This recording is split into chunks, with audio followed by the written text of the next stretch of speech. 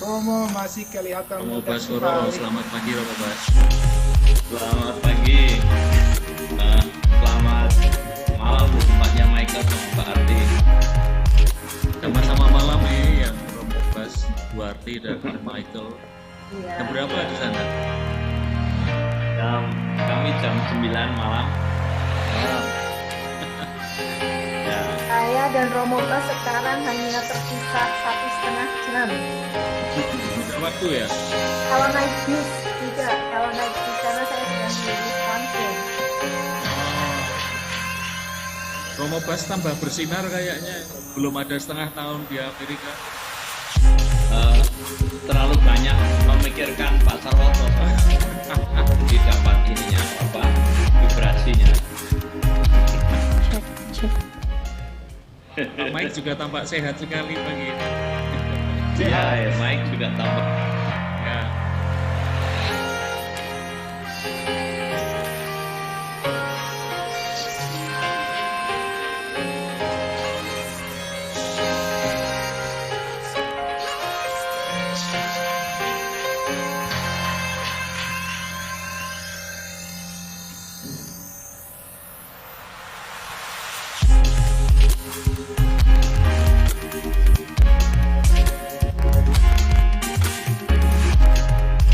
Mau tanya, apakah kulit saya kelihatan biru atau itu kacamata saya? Maaf ya, saya jadi biru.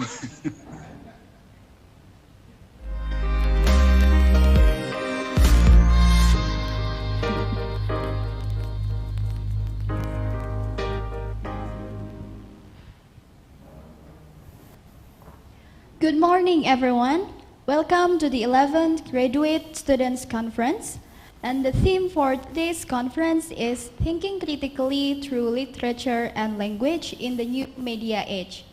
My name is Maria Dwila Sekarputri, and I will be the Master of Ceremony for this conference.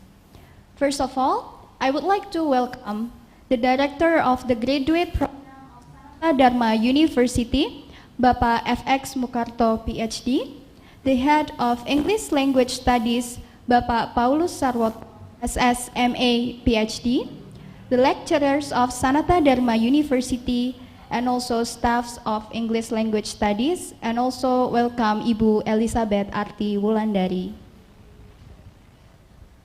I would also like to welcome Bapak Michael Nieto Garcia, PhD, and Romo Patricius Mutiara Andalas, SJ, as our keynote speakers for today. Thank you for joining us.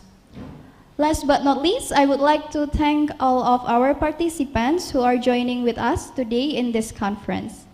Before we start today's conference, let's pray so that this event will run smoothly. Pray. Amen. Now, allow me to introduce you to our today's agenda. The first one, we will have the opening ceremony with the welcome speech from the Chair of Committee, the Chair of English Language Studies, and the Director of the Graduate Program of SANATA DHARMA University. And also, we will have a plenary session with our keynote speakers, and then break for an hour or 60 minutes, and then we will have parallel sessions with our presenters, and the last one is closing. Before we continue, we will sing our national anthem.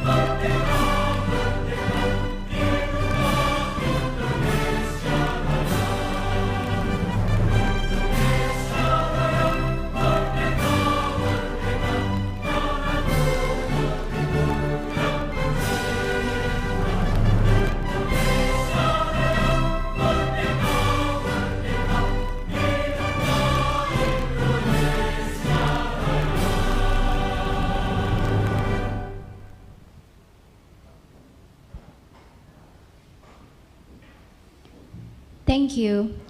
Now, we would like to invite Clara Pontificia Celesiana as the chair of committee to give the opening speech. To Clara, the floor is yours.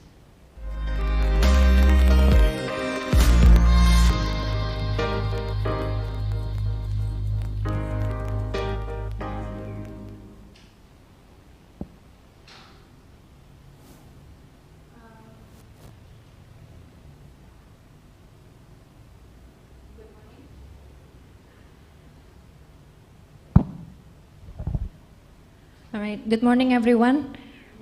It's such a nice morning that we all can gather today in excitement. Finally, we get to get together again and have the Graduate Students Conference, and this is the 11th one that we have. And I am very grateful for this precious opportunity because even though we cannot gather in person and meet each other in person, we still can learn and also improve ourselves. And this is also proven to be the idea that there is no limit and boundaries when it comes to learning. And it is actually reflected in our theme as well, because we are, we are now living in this era where everything can be done digitally. Also, the spread of information can also be done faster and easier. If anything, it's faster than ever before. And it is, it could be a challenge, it could be a good thing at the same time. But then I think we all can reflect that it is necessary for us to acknowledge that it is important for us to sometimes zoom out and also put things in the wider perspective. And it is reflected through our theme to think critically when it comes to informations, right? And it is spread very easily in this new media age, in the digital age. There are many names to that, but we all can understand what it is. And we are very honored to be joined today by two wonderful speakers, Pak Michael Nieto Garcia, PhD from Clarkson University, and also Romo Patricia Andalas, Mutiara Andalas. Thank you so much for joining us today. And they will be spending some time with us, and hopefully we can learn and gain a lot of insights from their presentations today and also from each other during the parallel sessions later. But then last but not least, I would also like to thank everyone who have participated, because this event will not be made possible without the hard work of the committee, the lecturers, also the staff of English Language Studies graduate program, KBI SANATA DHARMA. Without the hard work of those people, this event will not be made possible in the first place, and I am very grateful for their utmost dedication for the success of this event. So finally, I hope everyone will have a wonderful time and enjoying this conference together today. So thank you very much.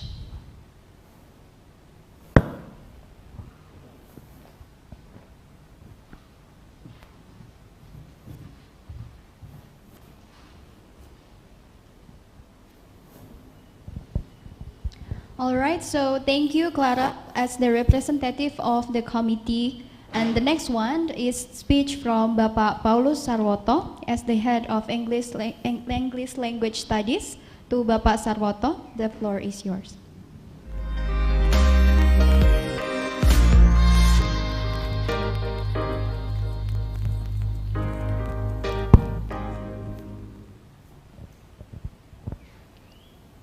Thank you. Good morning, participants, presenters, those who are present in this room, as well as those who follow this program through Zoom and YouTube channel.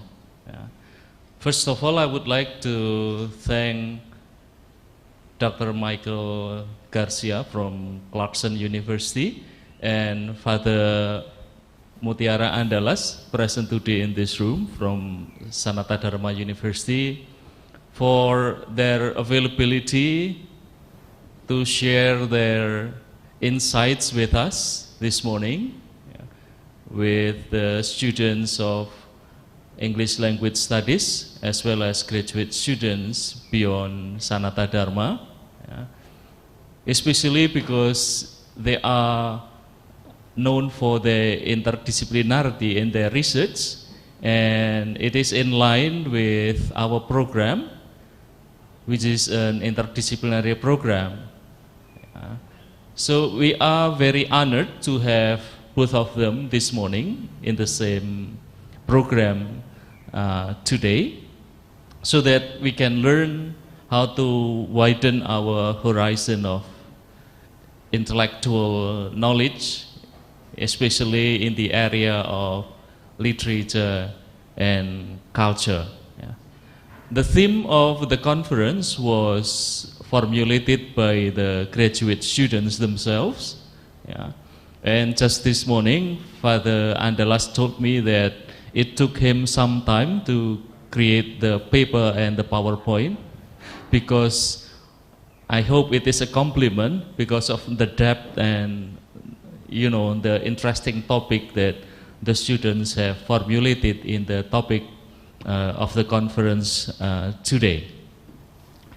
Secondly, I would like also to congratulate the students of ELS who have submitted their papers to be presented today. I believe this event will provide a space, intellectual space for you, not only to share ideas among the young scholars on the topic of your interest, but also I hope this program will mark the beginning of your intellectual journey by which you can create more networks for your future career.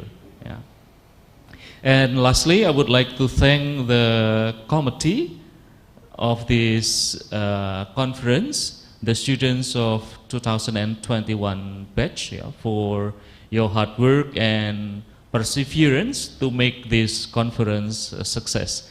I also believe that you've learned not only intellectually, but also in areas beyond intellectuality, such as networking and also teamwork. Once again, thank you very much for all contributions that each of you has contributed to this event, so that we can have a meeting for all of us today, this morning. Thank you very much.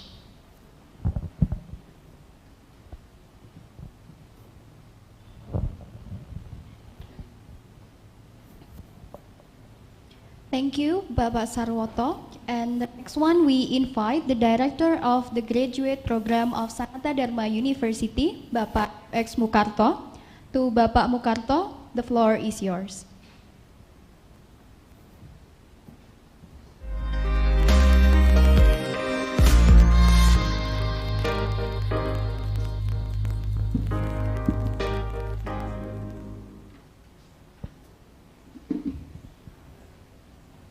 Good morning, Bapak Michael Garcia, Romo Mutiara Andalas, the head of the department, Bapak Sarwoto, and also all the graduate students who are holding this conference.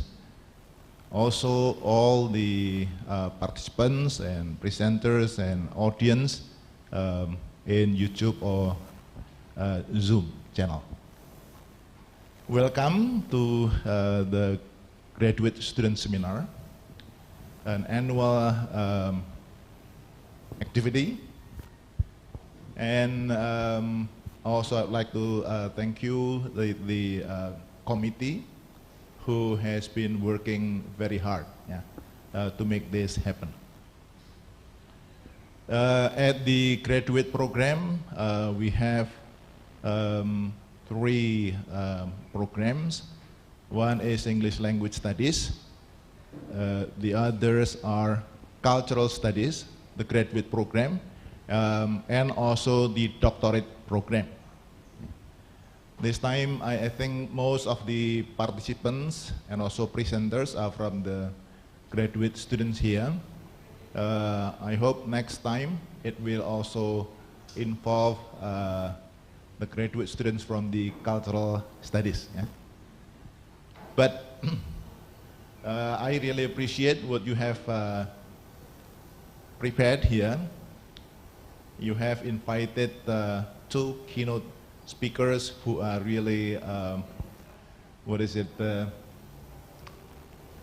will enlightening us in the current issues, especially in thinking critically through literature and language in the new media age. I saw the slide at a glance by Bapak Michael Garcia, and it's very interesting. Yeah. I haven't, Pak Sarwoto has mentioned also about Father Mutiara Andalas, who took some time to prepare for the presentation. Yeah. So I believe we will learn a lot from both of our keynote speakers. And also I appreciate the presenters who will share their studies. I believe most of the papers they will present are research papers. Yeah. So we can learn from one another.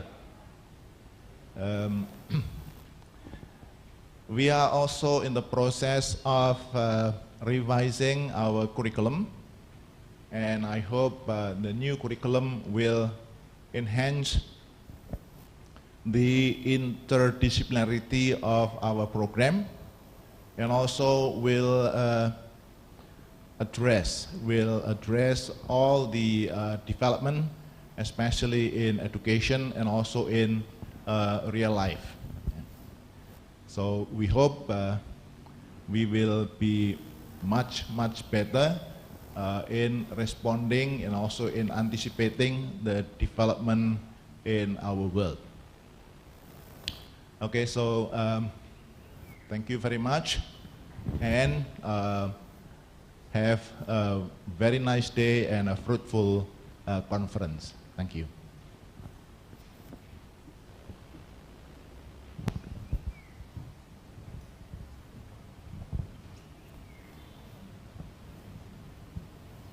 Thank you, Bapak Mukarto.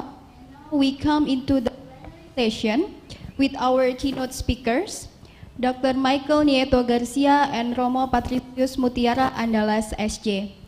Please allow me to introduce our moderator today, Esther Deborah Kalau. Esther Deborah Kalau Serang is a student of English Language Studies from graduate program SANATA DHARMA University.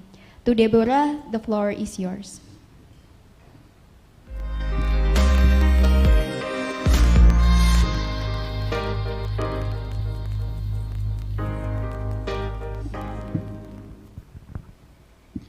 Good morning, ladies and gentlemen.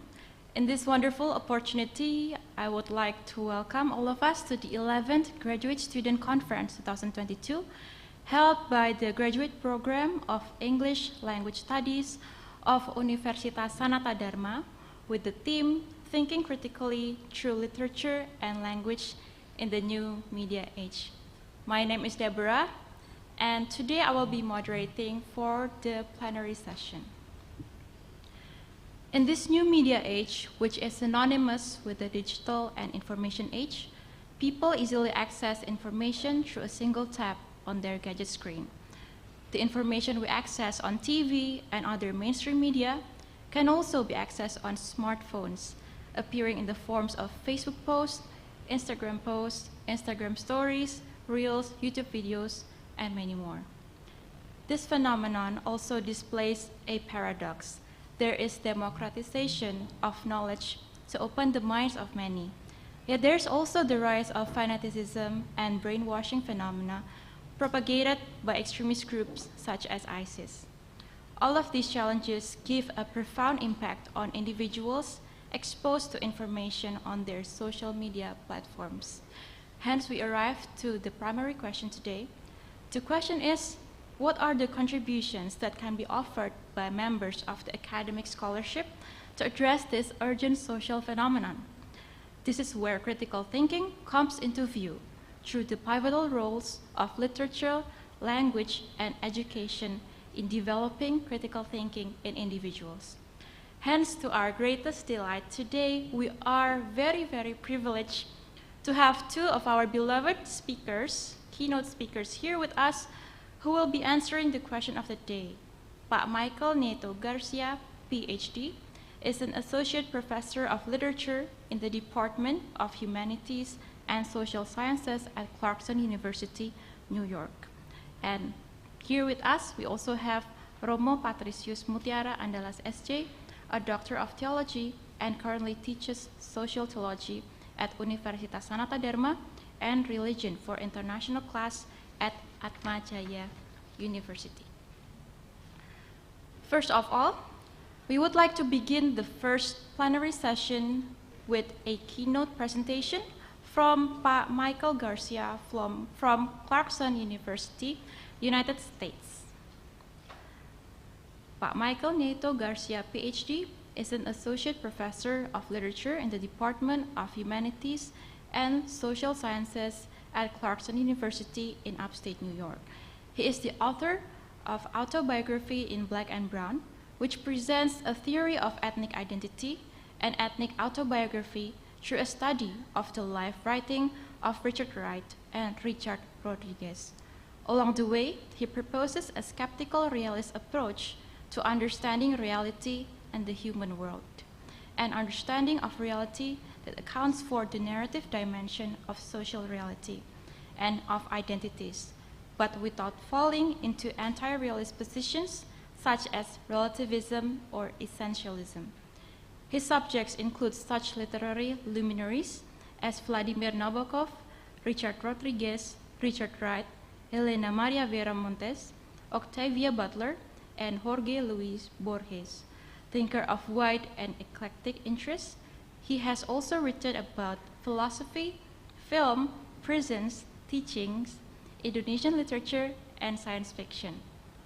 His essays have appeared in Prose Studies, Social Analysis, and AB Autobiography Studies, as well in the critical collections Identifying with Freedom, Prisons, and Punishments, Latino-Latina Literature in the Classroom, and the Culture and Philosophy of Ridley Scott. He is also the translator of Jenar Maisa Ayu's celebrated collection of short stories, They Say I Am a Monkey, quote, Mereka Bilang Saya Monyet. He was a Fulbright Fellow to Indonesia in 2003 until 2004 and received his doctoral degree in American Literature from Cornell University. Hence, without further ado, we will begin the first part of the plenary session and followed by the Q&A session after that, where our participants can type their questions and send it into the Zoom chat box. So, Pak Michael, the floor is yours.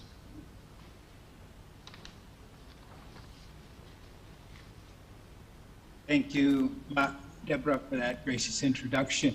That was a wonderful framing of the conference theme. I can't believe I didn't use the word gadget. It was the perfect word. Yeah. Somewhere in the talk.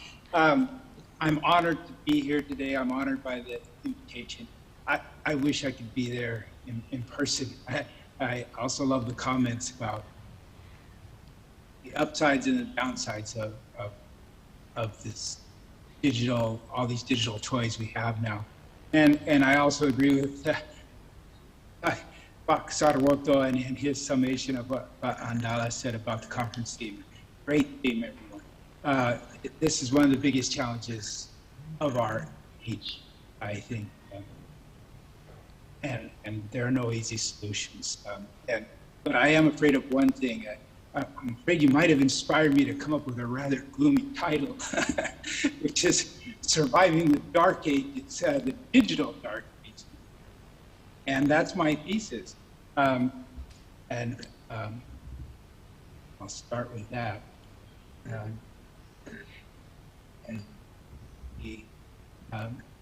by the title slide there, we're in a digital dark ages. You may find this hard to believe. At the same time, you may find it impossible to deny. The evidence is all around us. We all sense it. The world feels broken. We feel broken, or at least a little beat down, stressed, burnt out. More people report feeling anxious or depressed in recent years, largely because of their phones and social media. By the way, this is before the pandemic. Jonathan Haidt, Greg Lukianoff reported in their book, The Coddling of the American Mind, Rising Anxiety and Depression, especially among college students, not children. Again, before the pandemic, even before 2016. Social pressure, it's higher online than it was in the before days. We experience greater status anxiety. We compare ourselves with the perfect lives curated on Facebook and other social media. The unattainable ideal of some social media avatar. Everyone seems worried about their brand, about the online presentation of the self in a world where we are always lying. We experience FOMO.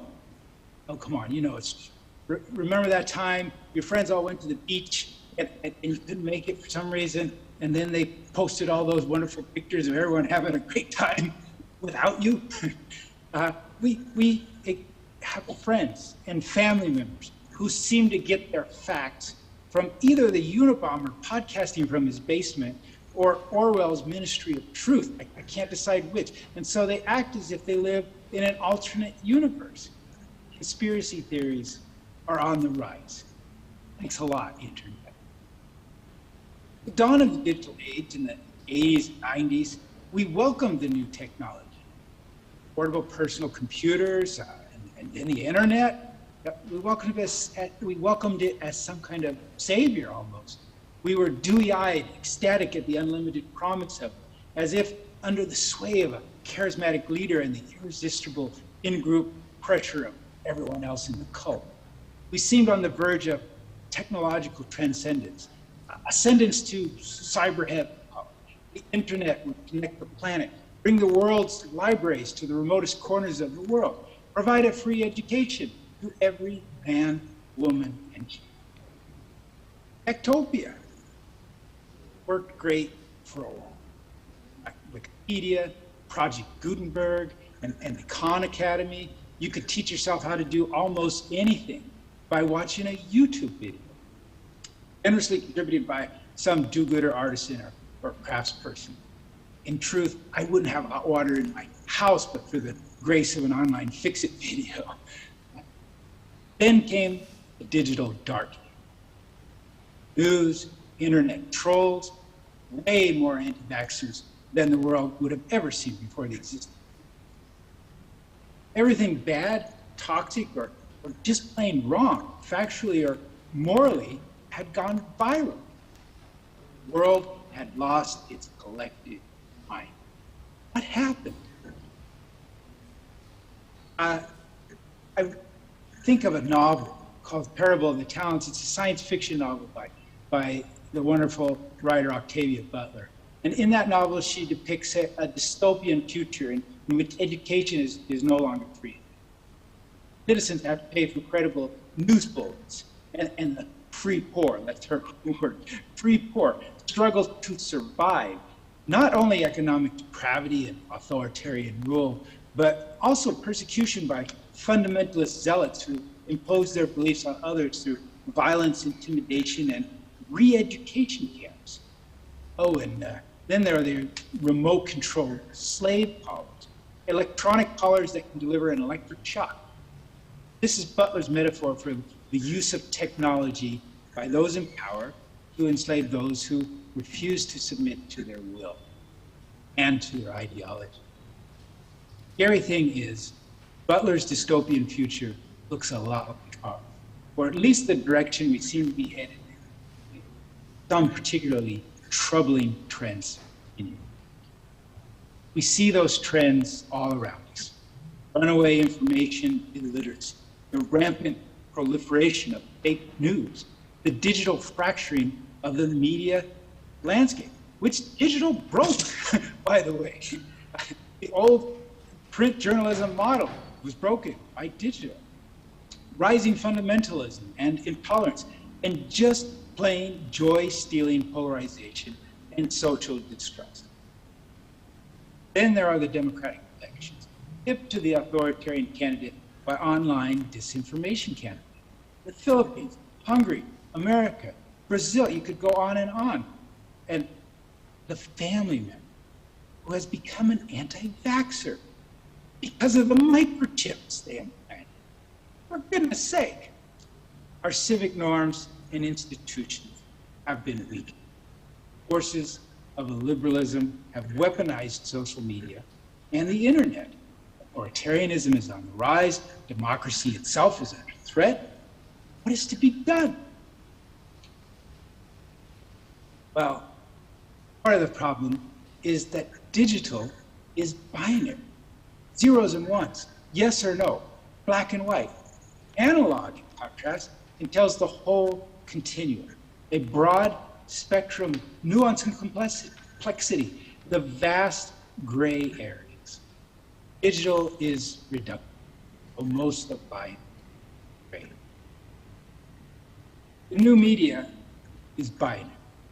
It reduces everything to my side versus the other side, us versus them, my identity defined in opposition to some other. It amplifies what cognitive scientists call my side bias. It magnifies motivated reasoning and our confirmation biases and other cognitive fallacies.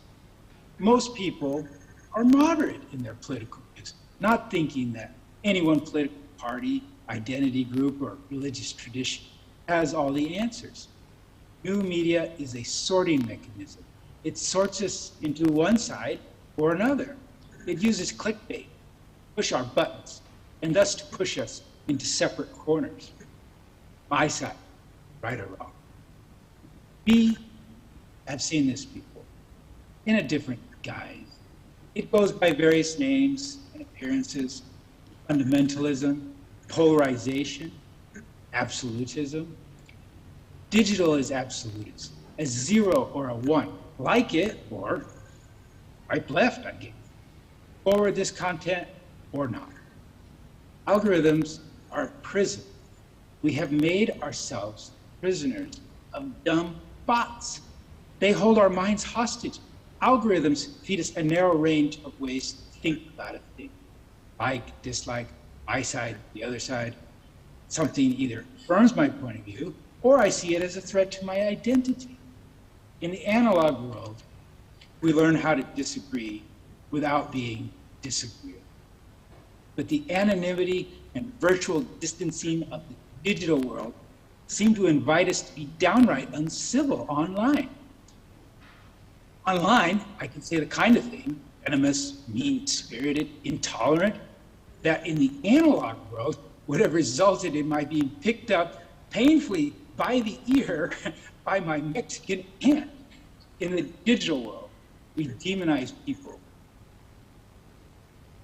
Virtual world, other people aren't fully human, and so we act like digital culture. We score points, calling the other side evil. Not that analog is always better. It's just that digital, without the high touch of analog, is a mistake, just as the hard sciences without the arts and humanities is a mistake. Digital without analog forsakes nuance, complexity, and the full range of human experience.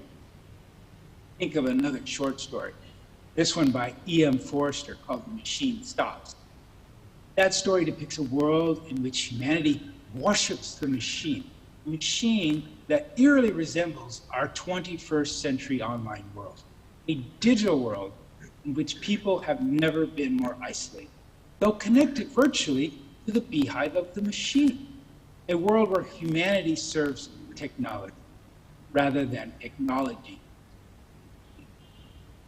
Do we not also worship our digital like God?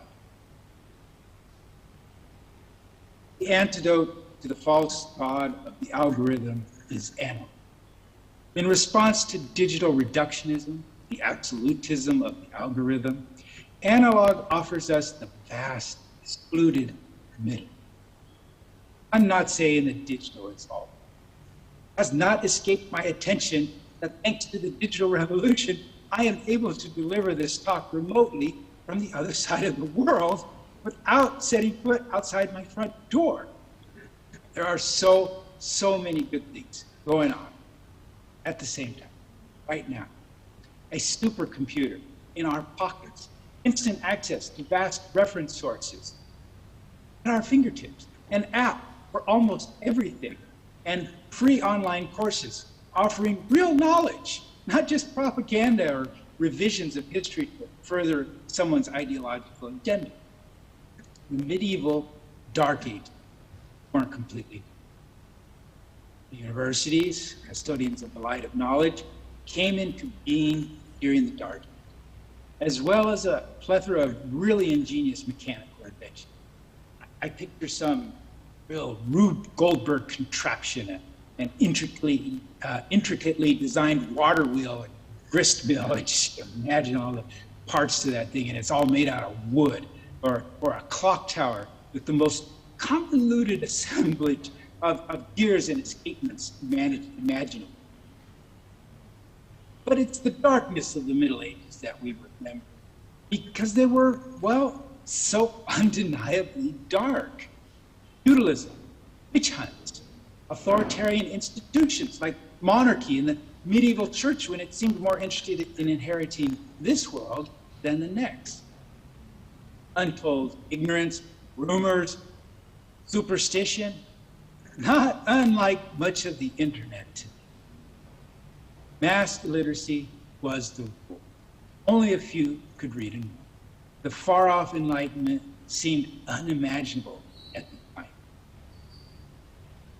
What we need in our current age of techno-feudalism is a digital enlightenment, or at least a clearer vision of the post-digital future we need to be heading toward, a guiding light to serve as our North Star by which to extract ourselves from this digital dark.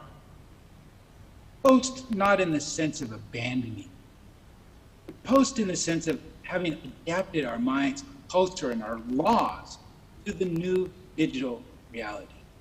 Post as in post, post as in what comes after. It's just a matter of figuring out how to keep the best of the digital revolution while insulating ourselves from the worst. So, how do we get from the digital dark ages to a post-digital bright age? Slide, please. The first step to some post-digital future is realizing that you are in a digital dark age in the first place. That's the thing about living through the dark ages.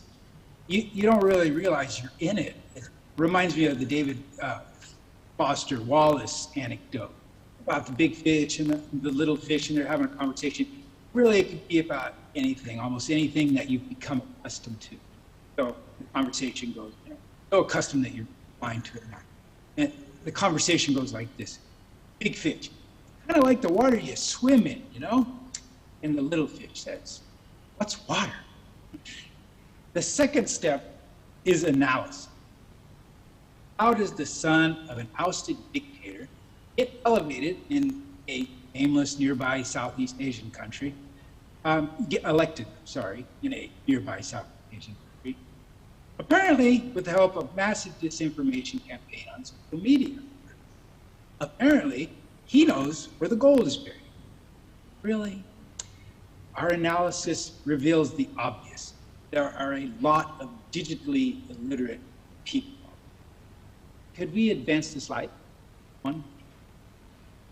So clearly, if we live in an age of high illiteracy, then the solution must be to increase literacy rates. Simple in principle, hard to do. There are limits to education. It's not as simple as requiring a digital literacy class for everyone. Most of us are too busy just getting by to learn all we need to know to sort the noise from the signal, disinformation from factual information. Economists call this rational ignorance. Could we have the slide that has the new media and literacy on it? And after maybe a minute or so, could you switch that to the slide after that? Still, there is much that can be done. We can teach the ABCs of digital literacy, a basic toolkit. Here's one version I love, and it's called the CRAP test. Basically, it's 2.8. Basically, the CRAP test is about evaluating source. To that, I would add considering claims in the context of our background knowledge about what is more likely to be the case. Read. Ultimately, digital literacy is largely about relearning and integrating analog modes of thinking, communicating, and connecting, slowing down, human touch, privileging in-person contact over the virtual, being in the same room with a diverse range of persons and views rather than self-sorting online by our politics and our identity. Learning how to be social. And yes, I know I'm leaving out the pen. And obviously, this is a part. Pandemic aside, this is where we want to get back. Could we change the slide, please? Even more effective and important than memorizing a litany of cognitive and logical fallacies, the rote teaching of digital literacy as some finite set of critical thinking tools, is adopting what I call a skeptical mindset. That is, a mind trying to ask, what is the source? Who is benefiting from making this online claim? And how? A state of mind that is always asking of anything online, am I being manipulated? Actually, I think skeptical mindset would be the more self-evident common term, if you will. But I actually use the term skeptical realism because a lot of times when people hear skeptical, they think absolute skepticism, and that's not at all what I mean. Actually, what I mean by skeptical realism, it entails more than just this mindset that I'm talking about here. But for that, I'd refer you to. What I mean by skeptical realism here is a way of thinking, an intellectual stance. More than that, too. It's first, again, a mindset that becomes a culture, and then a sentiment, a way of seeing and responding to the world and how we know it. The skeptical realist strives for the ideal set by those who understand that having our views disconfirmed when we get it wrong is more important, it is truth we seek, than confirmation of our cherished assumptions, preferences, and pet theories about this, that, the other. Prove by day, disprove. And by the way, on that note, I look forward to your very critical questions in the Q&A session. Skeptical realism is an attitude, a love of truth, a preference for being corrected over continuing in error, so as to have one's worldview and preferred beliefs affirmed. Low tolerance for baloney or being lied to is part of that attitude. A clear awareness of the distinction between what I want to believe and what is actually, between my assumptions and the truth, between opinions and fact. We have to relearn the late Senator Patrick Moynihan's admonition. You're entitled to your own opinions, but you're not entitled to your own. Could we have the next slide, please? Okay, so that's 4 things that can be done. I'm skipping a couple. Raise digital literacy rates, instill a skeptical realist mindset. That the bits I'm glossing over would be restore faith and earn trust in robust institutions, and create the conditions for collective intelligence through better knowledge-making processes. On that point, I would recommend you to the Jonathan Rauch book that you'll see a reference to at the end. It's called The Constitution. But how do we dampen the propaganda, misinformation, and online conspiracies that are making us collectively dumber? How can we achieve higher collective intelligence when our online platforms are designed to make us stupid and angry? As with all complex problems, there are no simple solutions. But there is one piece of the puzzle that cannot be ignored: the business model of online platforms. The current business model of big tech, and especially social media platforms, is one that exploits our biases, fears, and psychological triggers for the profit of the few at the expense of, well, the rest of us. The few in this case make money by inflaming the passions of the mob, to adapt the phrasing of James Madison, Federalist Number 10. Those same corporate elites monetize our personal. Here, I'd refer you to the eye-opening Netflix documentary, The Social Dilemma. For an even more nuanced and scholarly account, read The Age of Surveillance Capitalism by Shoshana Zuboff. The current infrastructure of vast swaths of the digital world not only makes us dumber, it also divides us and polarizes our politics. The second half of Madison's insight, and this time a direct quote, "Or to persons or other descriptions whose fortunes have been interesting to the human passion, have in turn divided mankind into parties, inflamed them with mutual animosity, and rendered them much more disposed to vex and oppress each other than to cooperate." In Congress of 2021, Frances Haugen, the Facebook whistleblower, testified before the American Congress on the problem of big tech surveillance. The corporate monetizing of private data, these are topics she brought up, points she brought up. Consistently putting profits before people, and how social media's profit incentive to maximize what they call engagement metrics, it's eyeballs on screens, however they do it, or whatever it takes. All of this fuels the pervasiveness of online misinformation and conspiracy. Every day brings new examples of the way that new media is undermining democracy around the world. How to fix this? Haugen has a simple answer. We have to change business model. And I believe the word she uses is destroy. In the early days of the automobile, there were no stop signs, no traffic lights, no speed limits, and no seat belts. You can imagine there were a lot of bad accidents in those early days. Well, that's where we are now in the digital age.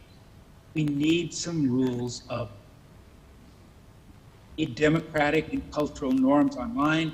We need strong public serving institutions and other checks and balances in the digital. We need some analog ballast to balance the digital vote. So to wrap things up, and in the spirit of the call and the theme of this conference, what can literature and language scholars? So changing the business model isn't that simple. Our legislative bodies seem paralyzed. Big tech has big pockets, which buys a lot of political influence. Big tech's big lobby, biggest of any industry as far as I've heard, translates into a lack of political will on the Hill. Maybe we shouldn't pin all of our hopes on politicians doing the right thing. So what can we as language and literature people do? And what can we do as educators? Well, we know. It's what we do. So I'll try not to belabor it. Could we advance the slide? Teach close reading. Most of all, and this has to be done at an early reading age, maybe it's beyond the ken of most of us, inspire a love of books and reading begin at an early age. Readers are just smarter. That's all there is to it, if you ask me. If more people were readers, problem solved. And I don't mean reading text messages, social media posts, and whatever appears in your online feed. I mean books. Read widely. Read a lot. What can literature do? Well, literature inspires a sense of wonder and curiosity. It can transport us to other worlds, worlds we would not otherwise experience. Literature cultivates empathy. We don't just read about characters, we become the character. We inhabit their minds, we grapple with their point of view. We grapple with their ethical dilemmas and make value judgments of our own when we do so. As narrative studies scholar James Phelan puts it, literature forces us to make ethical judgment. Literature is training not in what to believe, but in how to assess.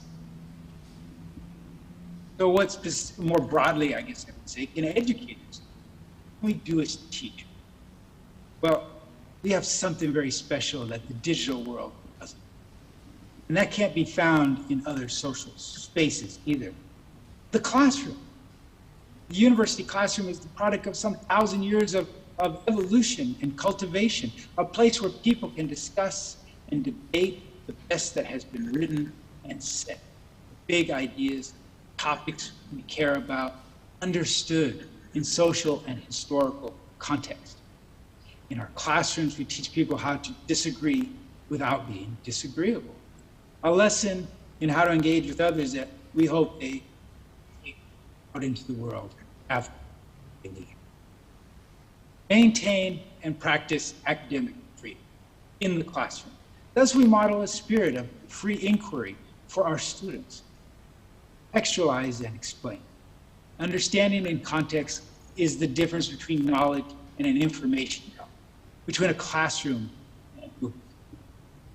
Sure, we must rededicate ourselves, keep doing what we have always done as teachers and scholars, bringing our expertise to bear in the classroom and serving as fair-minded guides through lecture or facilitating class discussion. And we instill a culture of college as a place where students are free to explore ideas, and a place where they will encounter students and professors who don't always share their views, a place to try out other modes of thought and being. Humanities courses are a way to immerse oneself in another time, place, culture, or language, something completely alien to the received wisdom, views, beliefs, and ways of thinking. That immersion, by the way, is why students report that the courses they feel the most connected to, even long after they graduate, are their language courses. Complete immersion in something totally alien to what you've always known. Encourage and inspire.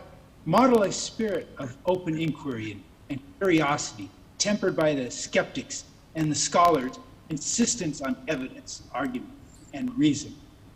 Teach people how to think, not what. So, to wrap it up here, you will forgive me if I sound overly pessimistic by calling our times a digital dark age. I'm not entirely pessimistic. I remain realistically hopeful. This is my attempt at a sober analysis in hopes of moving forward in the right direction. Educators have always played the long, preparing young minds for the better future that the youth themselves will help create. Education is the long way around, though the problems of the day seem so urgent and pressing. 2 decades to sufficiently educate a human being so that they can thrive in the modern age. Civic education and digital literacy are the long game. It was 1,000 years before Europe pulled itself out of the dark. We don't have that kind. Thank you, and I look forward to your questions.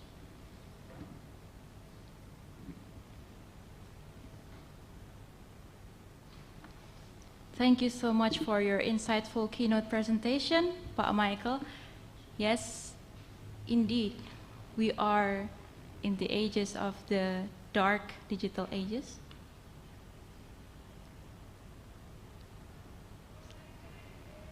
Okay, so before we proceed towards the conclusion and question and answer, would you give us some final remarks, Pak Michael, while waiting for our friends and participants to prepare their questions? Well, I will say I cut out quite a bit.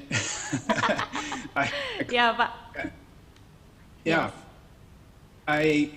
I'm reminded again of what Pak Sarwoto said about Pak Andala spending so much time on his talk and the slides, and it was that, I have to say, and I ended up cutting out a lot. What I mentioned about collective intelligence, that's the book you saw at the end there. One of the books you saw displayed on the last slide there is Steven Pinker's book called Rationality.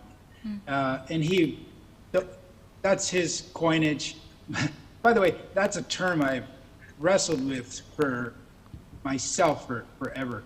But I do draw that distinction, whatever you're going to call it, between mass ignorance, just whatever's the most popular, say, isn't always true, and again, to use this term, collective intelligence, which is things like science, things when we get it right, but no single individual do it alone. You really need the institutions, you need the processes, you need things like science. So that's what I was talking about, that part that I highlighted. Yes, thank you so much, Pak Michael. I think to conclude, in my take, it's very important to realize that we are now living, as mentioned before, in the digital dark ages, right, where we still need the awareness to validate and filter the information we receive. And we need to have this critical thinking to know what is important, because in my take, critical means knowing our priority, right? So somehow we need a solution, as we said before, the North Star, yeah, to guide us out of the dark digital age into the post-digital bright age, yeah. And I think the solution is proposed before through the mindset. This is very interesting, of being a skeptical realist, yeah, Pak. Skeptical realist, where we question, is this an incredible source that we receive, and what do other sources say, who gets the benefit, what are our bias, and also through the CRAAP test, yeah, where there's a test for currency, relevance, authority, accuracy, and purpose, yeah. So in a nutshell, we as educators and also academic scholars, we have the opportunity and chance to do something, because we have access to the information that's being spread globally, especially in English, and to take it to our political current national context. In Indonesia, not everyone have the access to this kind of knowledge and information, especially when English language is not equally learned in every school, right? So I think this is a great reminder for all of us, as we are the ones who are aware with this phenomenon that's happening. And I can say that we need to have a clear guide to our North Star, as mentioned before, to guide us out of the digital dark age into the post-digital bright age, in order to humanize this disconnected and isolated digital world.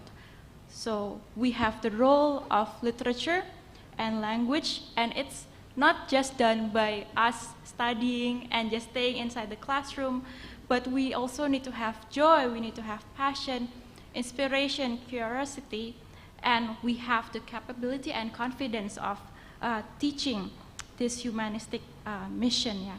And so I think that's the call for us as educators and academic scholars.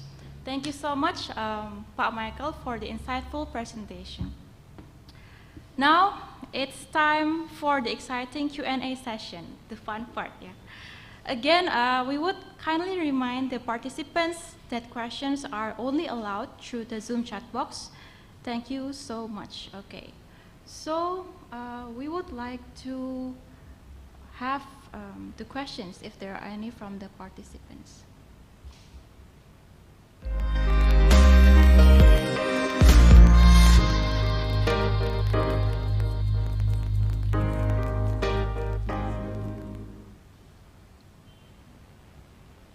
Okay, welcome back to the session for Q&A.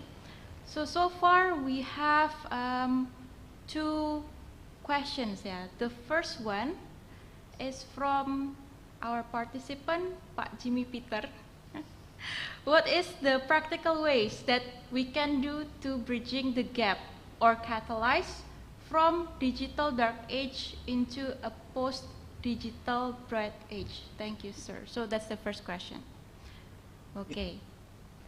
Yeah, let me. That's that's the practical way. $64,000 question, right?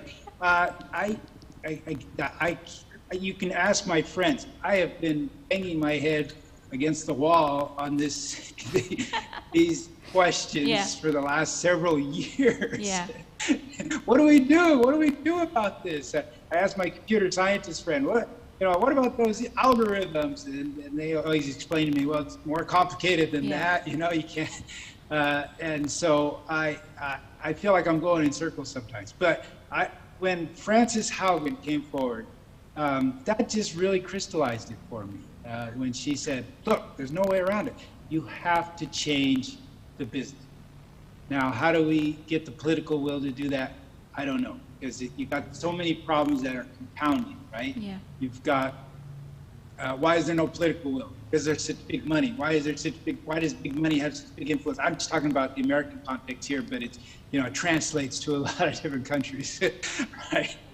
Indonesia is no stranger to these same issues. So, why does big money have such big influence? Because we practically have no limits on campaign contributions, and nobody wants to change that because everybody's afraid to give up the money they have.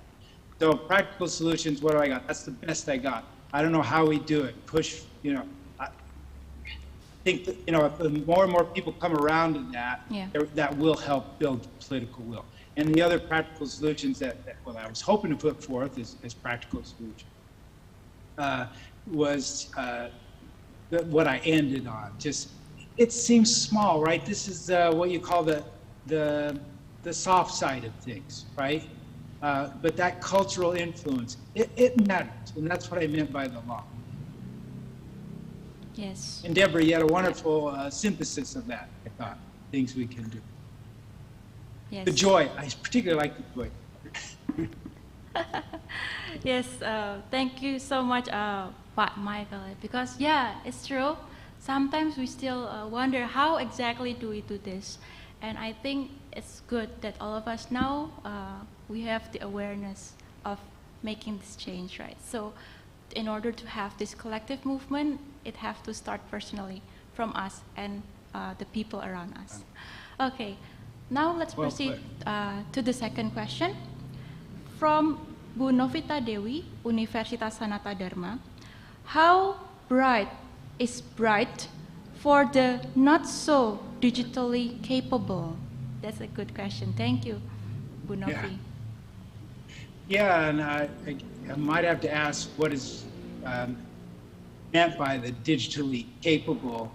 But just to, firstly, let me say, I'm borrowing that term. There are a couple of medieval scholars who wrote a book very recently. It's been a very popular book called The Bright Ages.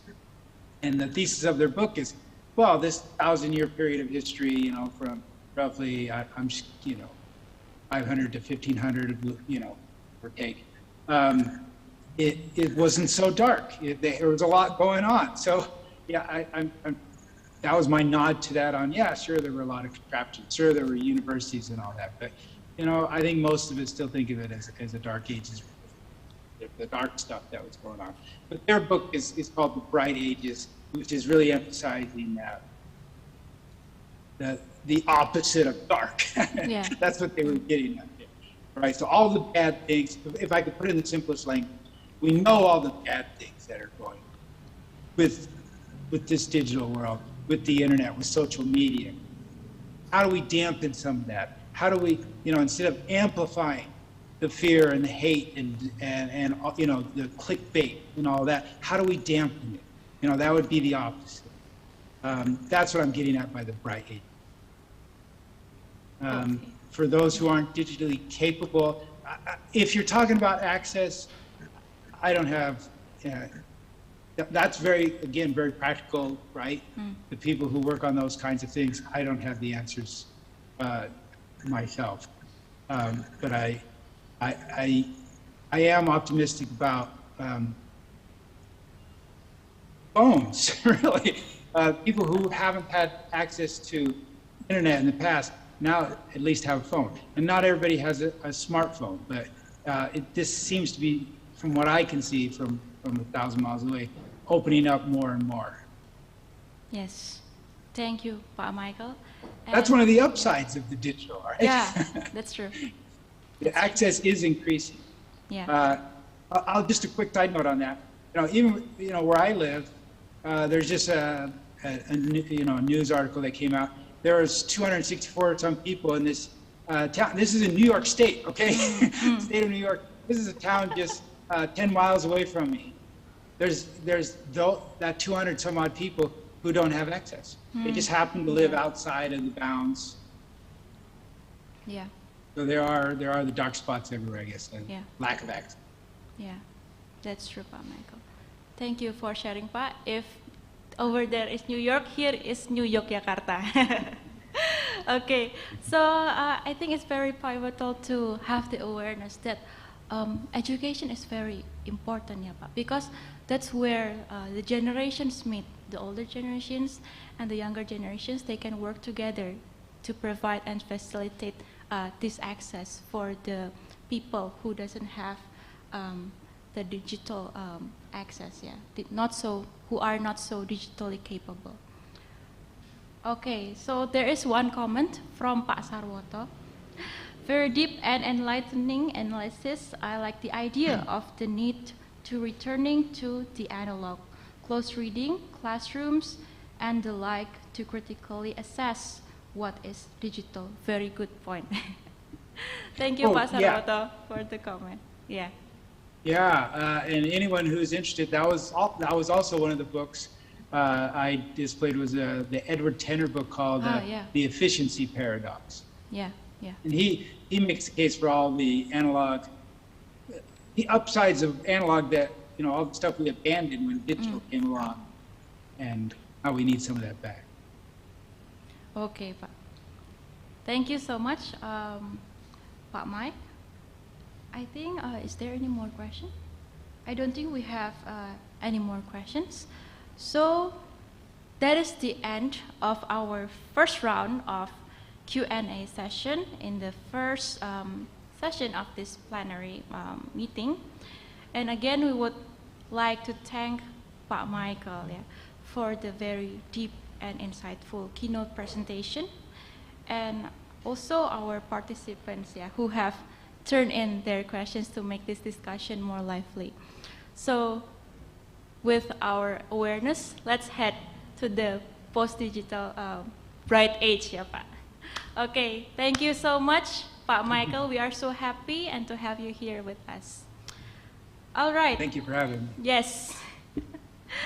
Okay. Yes, today is indeed a wonderful opportunity to learn from one another. We have learned so much from Pak Michael, and now it's our time to learn from our next keynote speaker. Now we have entered the second round of the plenary session, and let us welcome our second keynote speaker, Romo Patricius Mutiara Andalas from Universitas SANATA DHARMA, Indonesia. And on this very special occasion, we would like to appreciate and thank Romo Andalas for being here with us among the committee and also the multimedia staff. Welcome, Romo Andalas. Romo Patricius Mutiara Andalas, SJ, is a Doctor of Theology, a graduate of Jesuit School of Theology of Santa Clara University, Berkeley, United States. Currently, he teaches social theology at Universitas SANATA DHARMA and religion for international class at Atma Jaya University.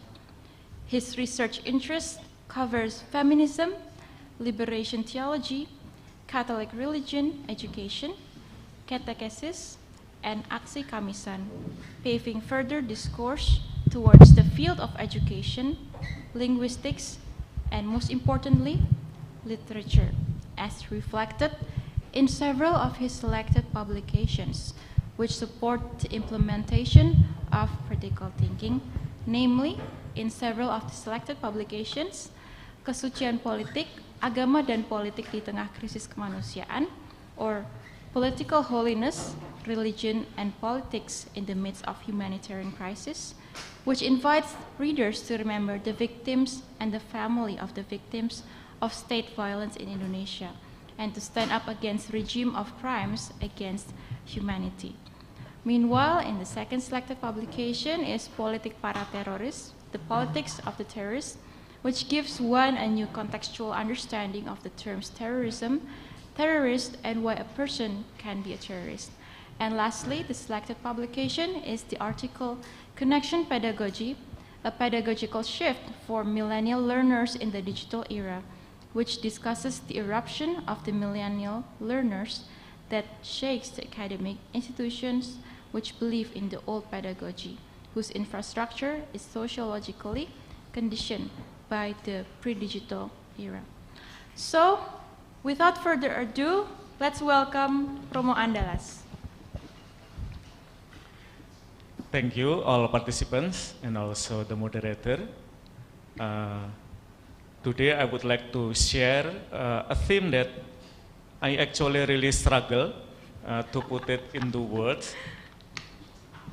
because it is like when you go to a new place for a certain time of time and then you need to return. It is really hard to do it. But it is a rewarding assignment from Pak Sarwoto and also from all of you, graduate students, to talk about thinking critically through language, education, and literature in the digital world. I would like to read my abstract, as you can see also on the screen. I'm especially honored because I ever had an encounter with the late Professor Dr. Pak Bakti, Subakti Sumanto, who really gave me inspiration for this talk, especially about critical thinking. I would like to start the exploration by sharing an autobiographical adventure of sharing critical thinking to graduate students who have a little philosophical background and have tried to use narrative theology to do it similarly in my new study program. To deepen critical thinking from perspective of scholars in language and literature, I did a preliminary reading of the literary works of Professor Dr. Christophorus Subakti Sumanto. His literary works cleverly apply critical thinking. This academic exploration hopefully encourages graduate literature and language students and also education to see the centrality of critical thinking and engage in its current discussion. The globalization of superficiality has become an essential issue to respond to among critical thinkers living in the digital era. From the previous presenter, Mr. Michael Garcia, actually there is a line that we talked together about the importance of critical thinking, especially the importance of scientific skepticism in my terminology, and also realist skepticism, in the words of Mr. Michael Garcia.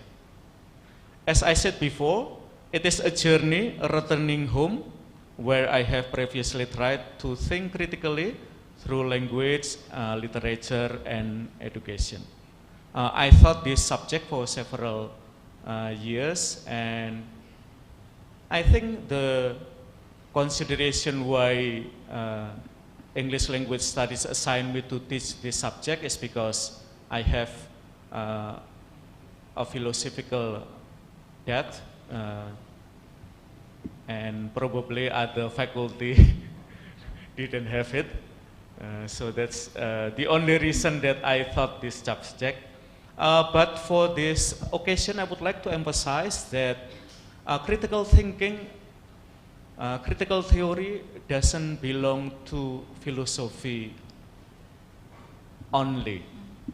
But I hope that all of you who concentrate on literature, language, and also education, you have also a depth in critical thinking, and that's why I prefer to introduce Pak Bakti Sumanto as a critical thinker in this occasion. And I do not limit my understanding of thinking critically in the digital era to merely using new digital tools.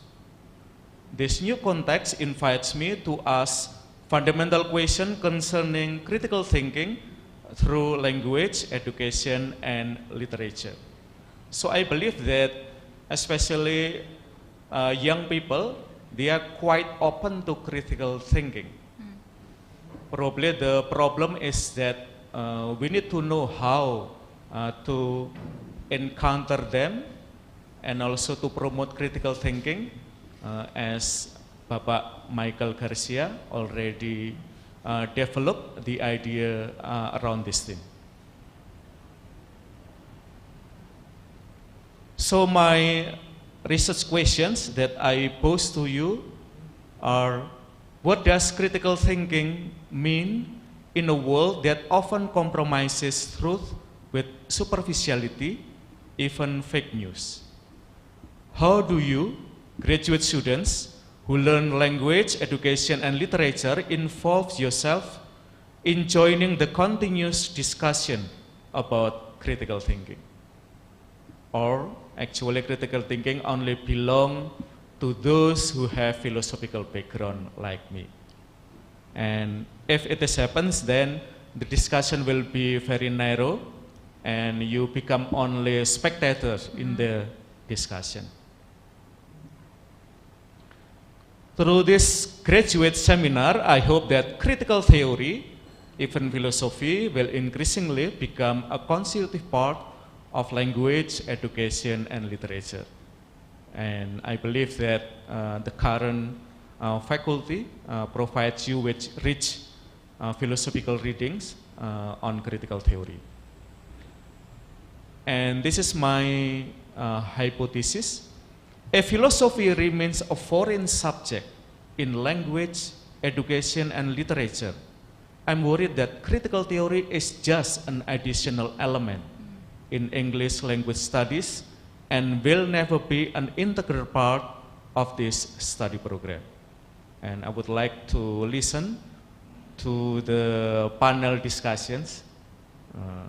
I really want to listen to your philosophical adventure in critical theory, especially dealing with the new media. And as I said before, I will not speak about the centrality of critical theory from a philosophical perspective, as I used to teach in the English language studies study program, but rather from literature and language, which I am an academic novice in these subjects. So I will not talk from philosophical background, but from literature, education, and language that I gradually belong to. I would like to convey the potential of language, education, and literature to contribute to our initiatives to develop critical thinking vis-a-vis the globalization of superficiality.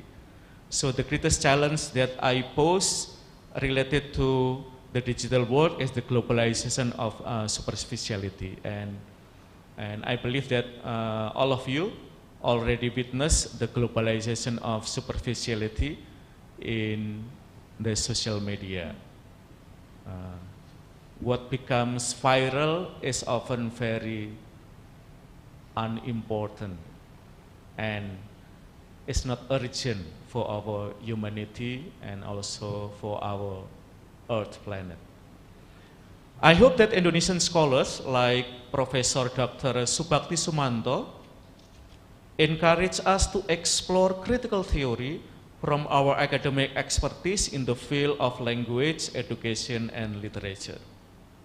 And we have some seniors and even late faculty from English language studies that I really hope that graduate students at this study program will gradually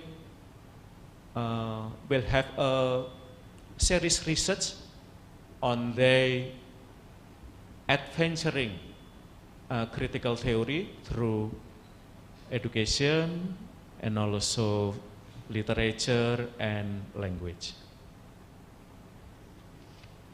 This is what Pak Bakti Sumanto talks about critical theory. And he has a metaphor of typewriting.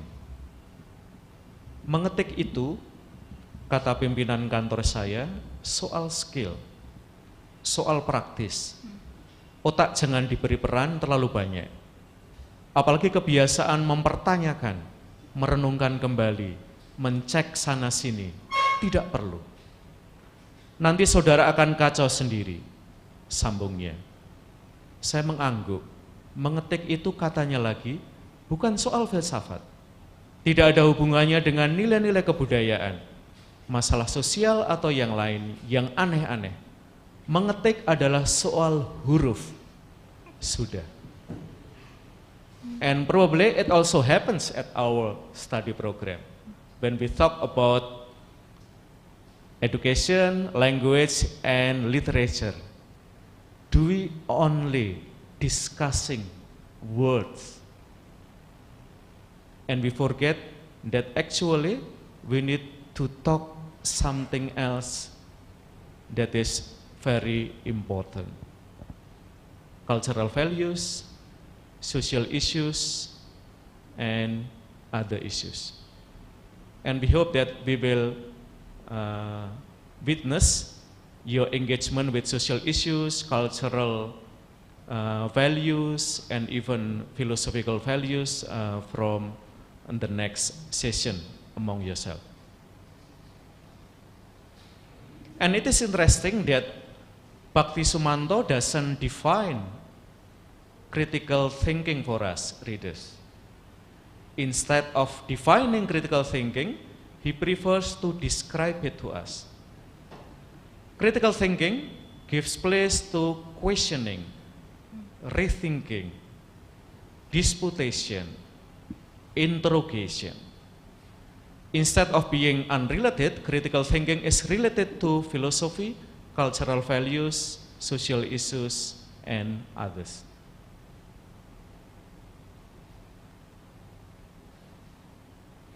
Di kelas, di samping Retno Suryandari, Hendarti, Hardianto, Sugeng, Alex, dan Juhir, Maria termasuk mahasiswa yang ngetop. Semester lalu, nilai yang tercetak pada kartu hasil studinya adalah A semua. Mr. Smell, salah seorang dosen yang mengajar novel, meramalkan bahwa Maria akan lulus dengan predikat cum laude. Dan di common room, para dosen diam-diam berkompetisi untuk bisa membimbing skripsi Maria.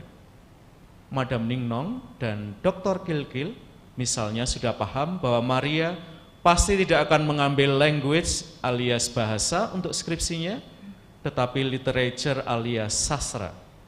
Itu pun pasti poetry atau puisi yang menjadi momok kebanyakan mahasiswa sastra Inggris. Do we also have a hierarchy between education, language, and literature in your study program? We hope not, Pak. At my time, yeah, those who are very bright will enter into language. Oh yeah, Pak. The But middle not one in our batch, Pak. No, everyone is bright, Pak. will go to education, and the lowest one will go to literature, yeah.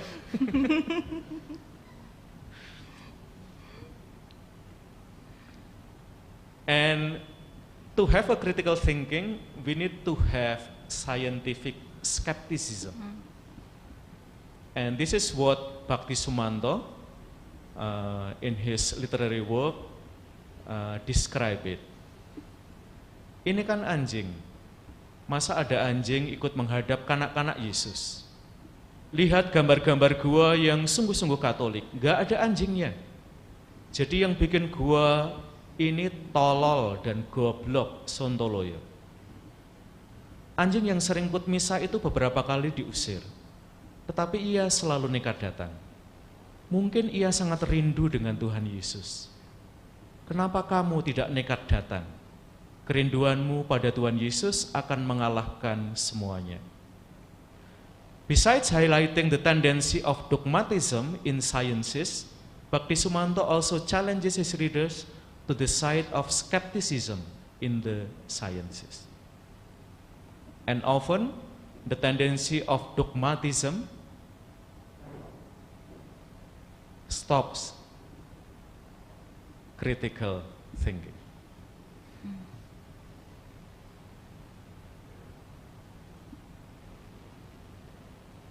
Because this one is very interesting and I cannot see my screen fully. I will close it, but I will read it for you.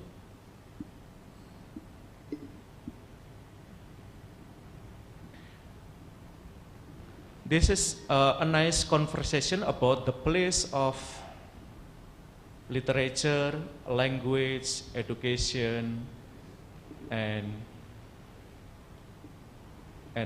other than those who can promote critical thinking,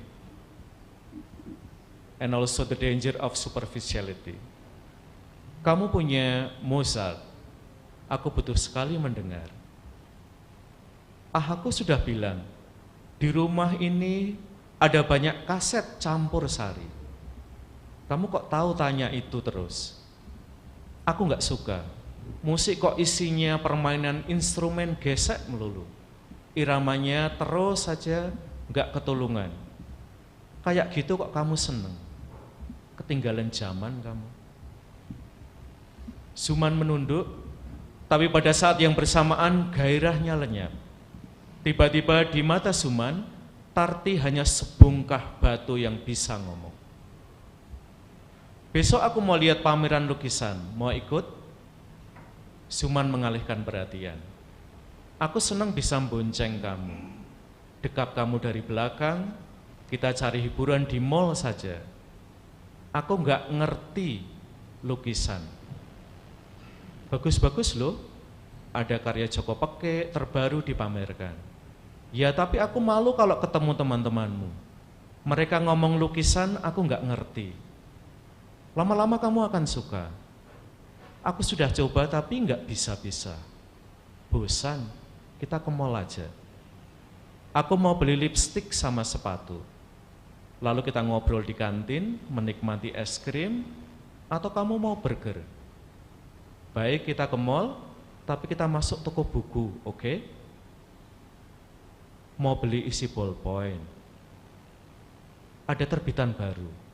Kawan-kawan penerbit kecil memberanikan diri bikin terjemahan Lestringe karya Albert Camus. Cerita detektif apa itu? Zuman terdiam, gairahnya sudah sampai titik nol. Superficiality is more hidden than apparent in our lives, including among scholars and also graduate students. So I would like to you and all of us here to reflect on the superficiality that probably also happen in our lives. Okay, let me check.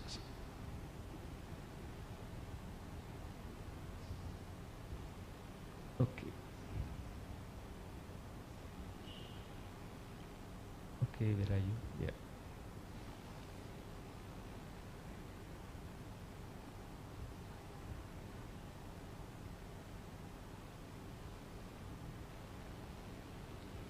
And this is the tragic situation that often happen to those who promote critical thinking. And at the same time, Bhakti Sumanto gives us a hope that beside tragedy, there is also a happy moment for us who promote critical thinking in the digital age. Ini perlahan-lahan tumbuh menjadi semacam kepedihan, tragika kecil namun terasa pula indahnya. Karena bagaimanapun itulah realitas dan itu tantangan. Aku bukan orang kaya, kata Suli suatu malam kepada istrinya. Jika aku mati, apa yang bisa aku wariskan kepada kedua anak kita? Aku menanamkan modal-modal moral kepada anak-anak yang sering datang kemari. Kelak bersama mereka, anak-anak kita akan melanjutkan perjuangan kita. This is the happiness of a faculty who teaches critical theory to all students from education and also language and literature department. Superficiality is the main challenge among several challenges related to the digital world where we immerse into it as an immigrant or native digital. Superficiality in the digital era appears more hidden than open. It has become a part of the normality of our daily lives, as we just read from the conversation of Zulman and Tarti.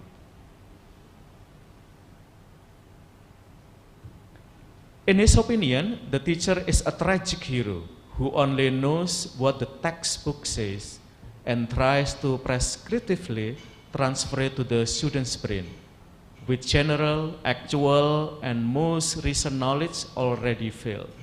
I guess this is the challenge for us, immigrant digital, dealing with students who are mostly native digital, especially in teaching critical theory. And this is my conclusion.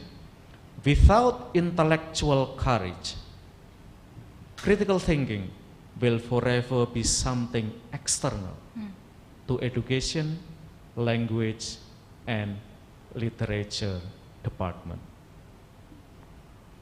Hopefully, my presentation will entice you to discuss further our theme, thinking critically through education, literature, and language in the digital age. Thank you very much. Thank you very much, Romo Andalas. We are so happy that we can learn from a new perspective and to learn it practically through the uses of novel to see the examples of the superficiality that happens. And there are some conclusions that can be summarized. However, is there any final remarks, Romo, that you want to add? Okay, no remarks then. In my take, so far what I understand is critical thinking, again, people used to think that, oh, it's only limited to people who deal with philosophy, people who have access to those kind of books, maybe in theology too, and yeah. But now we realize that critical thinking should not be limited to that area, because if it is limited, then everyone does not have an equal access to that. And I think that is the importance of literature, linguistics, and education to spread that critical thinking. And as exemplified from the works of Professor Dr. Subakti Sumanto, he mentioned an encouragement of using critical theory. And there was an interesting quote that says, mengetik adalah soal huruf, sudah ya.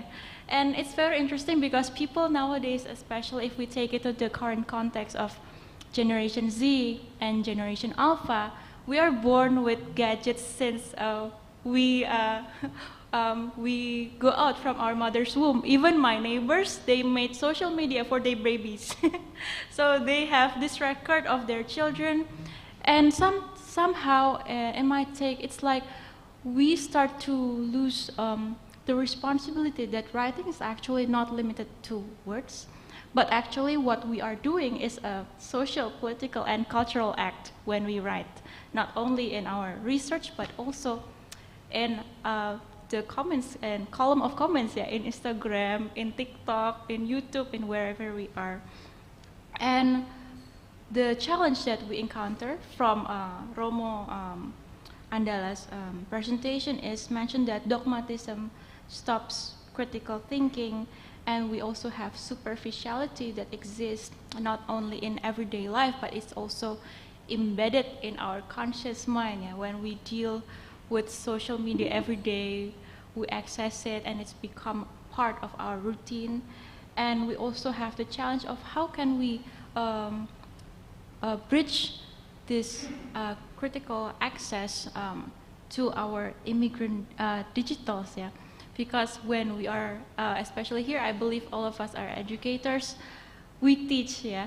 And even me as a teacher, I am a teacher of elementary school kids, there's some gap that I already encounter with my students in the Generation Alpha. They can search about lots of things, they can point out many things that I do not know. But however, I think from this presentation, it makes us realize that critical theory is actually not only applicable to the field of philosophy, but we need to be aware that we have responsibility as educators and academic scholars to use critical thinking in our everyday life. Yeah? And in that way, everyone will have equal access to that critical thinking. Thank you so much, Romo Andalas, for the wonderful presentation. All right. And finally, I would like to provide the synthesis of both of the keynote presentations today. In the first part, we have Pak Michael to share with us about the digital dark ages, and especially regarding where people are illiterate in the digital dark ages, illiterate in terms of knowing how to use technology critically. And in Romo Andala's presentation, we learned that critical thinking should not only be applied in philosophy, the limits of philosophy, but also in everyday part of our life. And I think that is where the synthesis can be formed, Romo, because probably that is the North Star that Pak Michael mentioned earlier, yeah, in the presentation, which can lead us to the post-digital bright era. So, thank you so much, Romo Andalas. Would you like to add anything else?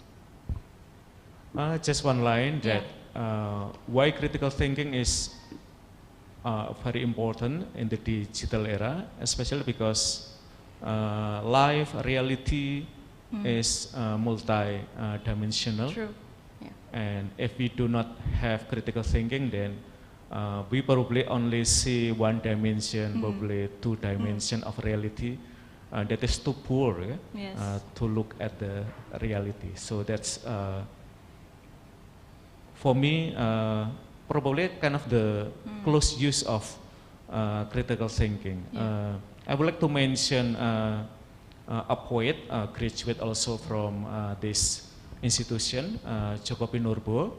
And when he talks about literature, especially in the new digital era, he's very inspired by young writers, Yeah. because they know the language that their peers use every day.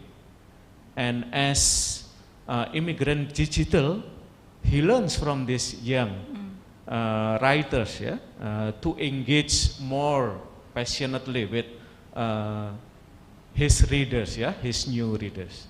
So I see in that kind of direction, yeah, and I see the similar kind of the similar passion that Pak Bhakti Sumanto, that he can relate his stories at the same time very ordinary, but at the same time also very deep, even quite religious, yeah? Very religious.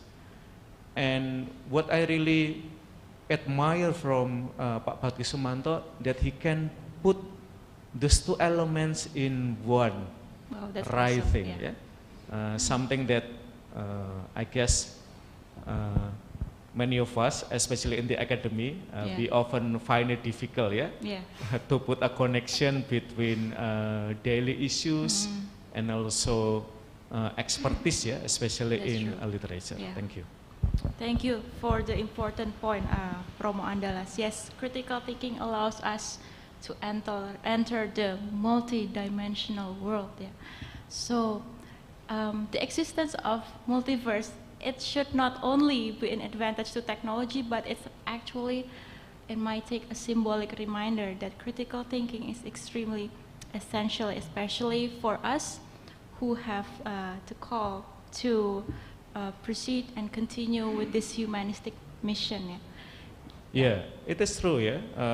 As we listen to Mark, the CEO of Metaverse, that Metaverse is a new level of immersion, a new level of presence. Yes. It is a step ahead of Zoom, yeah. So actually, all of us who engage in literature and also in language, also education, we need to make use of it. And the first thing that we need to do is to learn the culture of Metaverse and other new digital culture that are presented to us. And that is why I'm not quite in a rush, to talk about kind of the practical thing about using new media. But I invite all of us here, including me, to enter into the culture of new digital media that we need to learn first before we can use it. Otherwise, we just like, I guess, many netizens, that we waste many of our times in new social media. Yes, true. Thank you so much, Romo Andalas. Actually, that is very interesting point, and I hope we can discuss it after the presentation, after this session, because I also have similar experience in trying out these new platforms. It was Discord, but I will not share it now. And now, thank you so much, Romo Andalas, for your sharing. And we all already have questions here. Okay. So let me read the first question. It's from Poncho Utomo. Would you please elaborate how to discuss philosophy or philosophical things in our education of language and literature? Thank you. And discuss it critically. What should the educators do to stimulate the students' critical thinking? Yeah, especially in the digital era, also during the pandemic COVID-19, many students have more independence, in studying, including education, language, and literature. And it is actually a chance for us to go beyond teaching on the part of faculty, and also on the part of students, that we can create a new level of engagement in class, including on materials that are presented. From my own experience of teaching several subjects, including hard subjects for students, I see it, the more they involve in the discussion, usually the more fruitful, yeah? The learning process happens during class and even after and before, yeah? And especially during pandemic, using media, yeah, especially multimedia, it is quite a must, yeah, for Right. us, yeah, Exactly. to not just to attract them, but on our part, it is a process of entering into the digital world. True. Where our Yeah. students live daily, yeah. Probably we find it quite easy, yeah, to let go our cell phones for for some hours, Yeah. but not for our students, yeah. That's true. So the only way to engage them is to, I often challenge them, kind of to Google it, Yeah. yeah, or to sing it, or to say it, activities that make them active learners, yeah. And if we enter into that kind of engagement, I believe that education, language, and literature will promote critical thinking. That we do not only use critical thinking in our class, but our classes will promote critical thinking. True. And that is what I really want to see, yeah, among graduate students, especially in literature, in language, and in literature, that we do not only make use of critical theories, but we also, yeah, enrich critical theory. Yeah? And that kind of dialogue sometimes still one direction. Yeah, that's true. And I hope that, especially when you enter into graduate program, you begin to give academic contribution to the academy, including enriching critical theory. Yeah. And one thing that I try in this conference is, actually this is a funny journey, preparing this paper, yeah. First, I actually downloaded books on critical theory. Oh. But I do not know, but I have, why I do not find many new things on these books, yeah? We have limited books on this theme, and these limited books are not quite interesting for me. And then finally, I think of, probably I need to start from different route. And I look at Pak Sarwoto, yeah, Pak Mukarto, and other faculty at English Language Studies, and then why not I start from someone that I know personally, and that is Pak Bhakti Sumanto. And it is almost a coincidence. Several weeks ago, I received new books by Ibu Nin Bhakti Sumanto. And kind of it reminds me that I still have a homework for Pak Bhakti, that is to try to learn something about his critical thinking. In this conference, I consciously choose only 3 latest books by Pak Bhakti Sumanto, because I already read other books, just to challenge myself that Pak Bhakti Sumanto actually promotes critical thinking through literature. But because we often think about critical thinking through the lens of philosophy, then we miss Pak Bhakti. So it is kind of, Pak Bhakti, this is for you. Yeah. Thank you. Thank you, Romo Andalas. Yeah, so, so to say, practically, we can use the media of literature to promote critical thinking. And maybe, if we want a practical answer, we can start using the books, of Pak Bakti, and a little bit of endorsements, maybe start enrolling in English language studies of graduate program in SANATA DHARMA. Yeah, okay, the next one, from Pak Paulo Sarwoto. Late Prof. Bakti was my scripsy advisor back in my undergrad years. He was both a poet and literary critic in time when literary studies in Indonesia was moving from close reading to critical theory.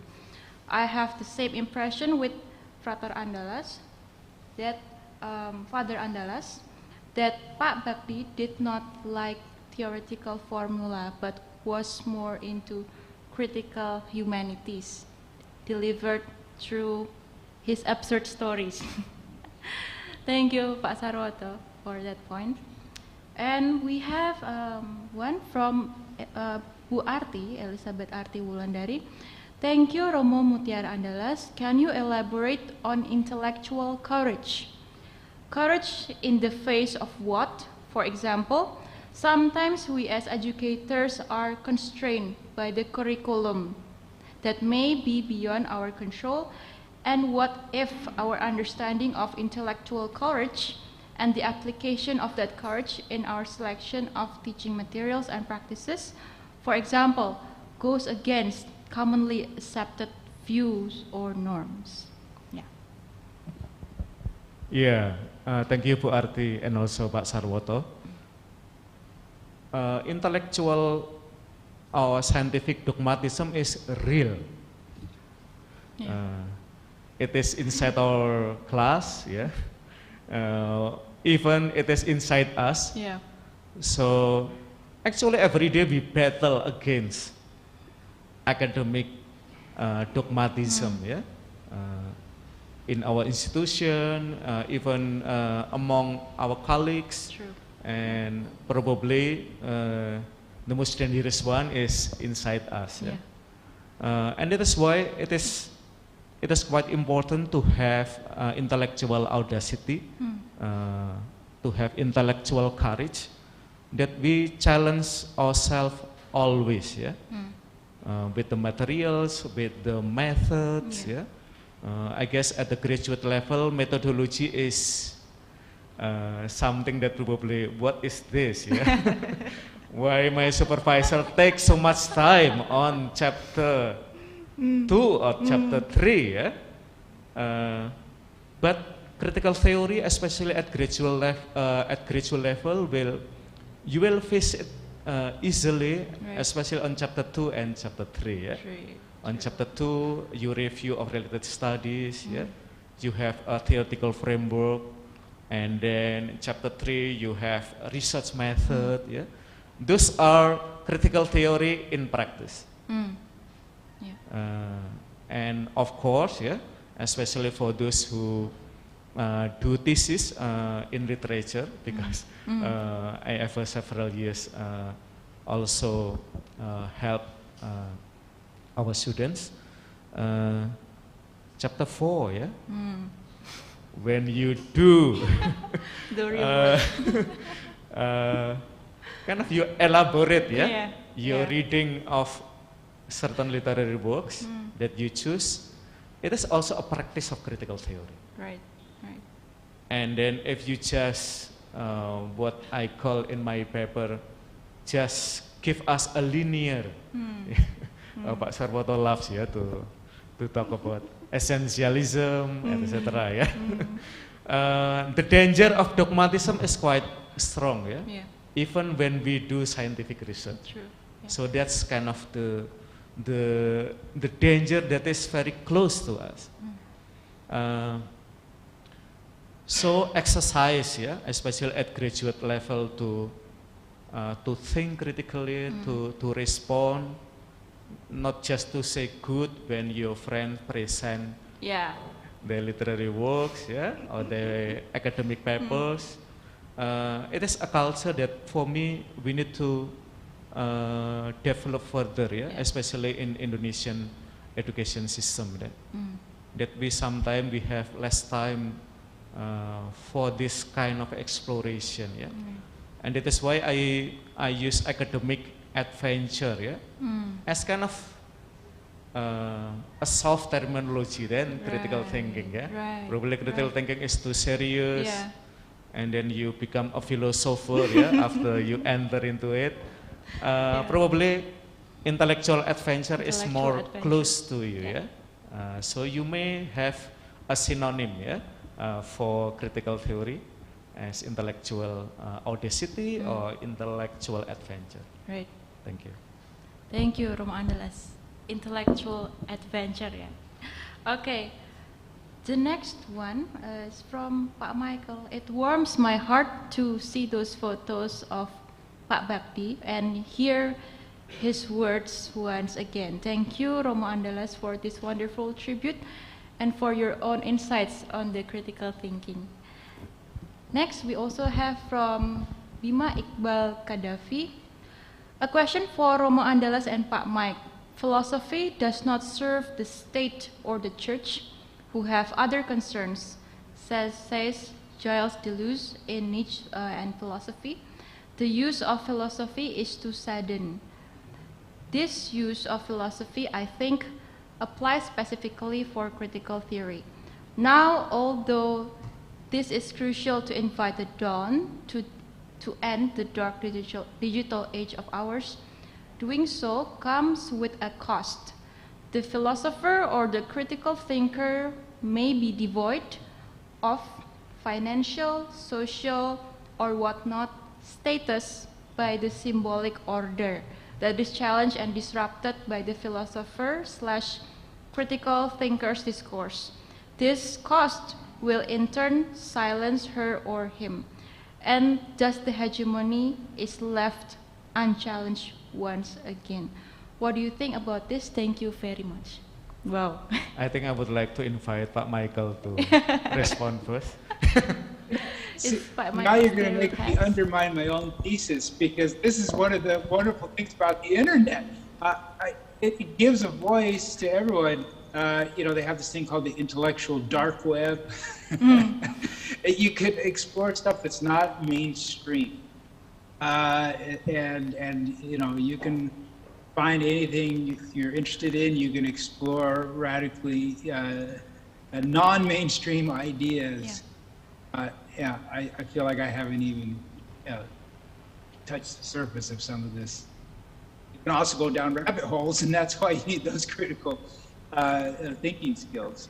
But if I understood the question, part of it, I understood it as mostly about access, and the part about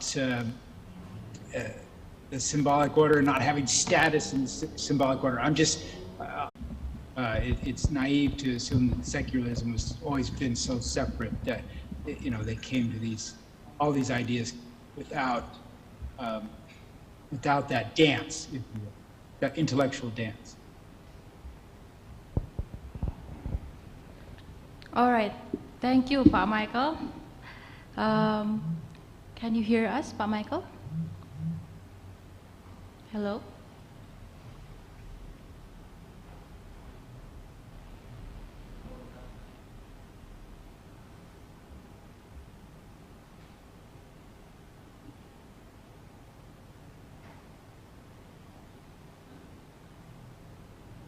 Okay.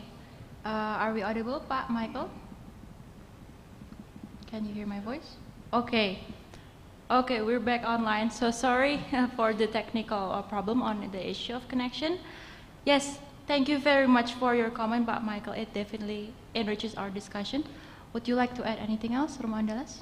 Can you underline again the previous question? Yeah, the previous question is quite long, Romo Andalas. And I think in my take, it's about highlighting the access of people who have the capacity of expressing their philosophical thoughts. However, what will happen if we have these challenges maybe to access financially, socially with that? Yeah. Yeah, before Reformation era, yeah, we have a poet, an essayist, yeah, Seno Gumero Aji Dharma. He ever have a beautiful quote, yeah, that we often quote. Ketika sastra dibungkam, ya, ketika jurnalisme dibungkam, sastra harus bicara. And at the same time, if philosophy is out of reach, then it is the task of us who are in literature, in education, and also in language to promote critical thinking. Yeah. And as I witness it, philosophy is still a privilege for many of us. Yeah. Even for graduate students who have access to philosophical writings, it is still quite burdensome, yeah, to read those writings, and then you need usually someone who will guide you to read those texts. Yeah. So it is actually a chance for us who are in language, also literature, and also education department, yeah, to provide an insight on critical thinking through your subjects, yeah. Right.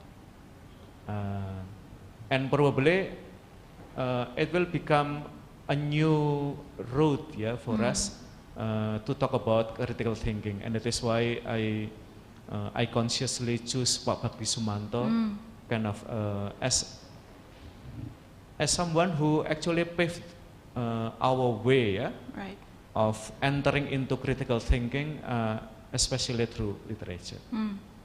So that's my answer, and also to respond to probably a related question. How about critical theory, critical thinking in the Catholic Church? For instance, right now, there are many,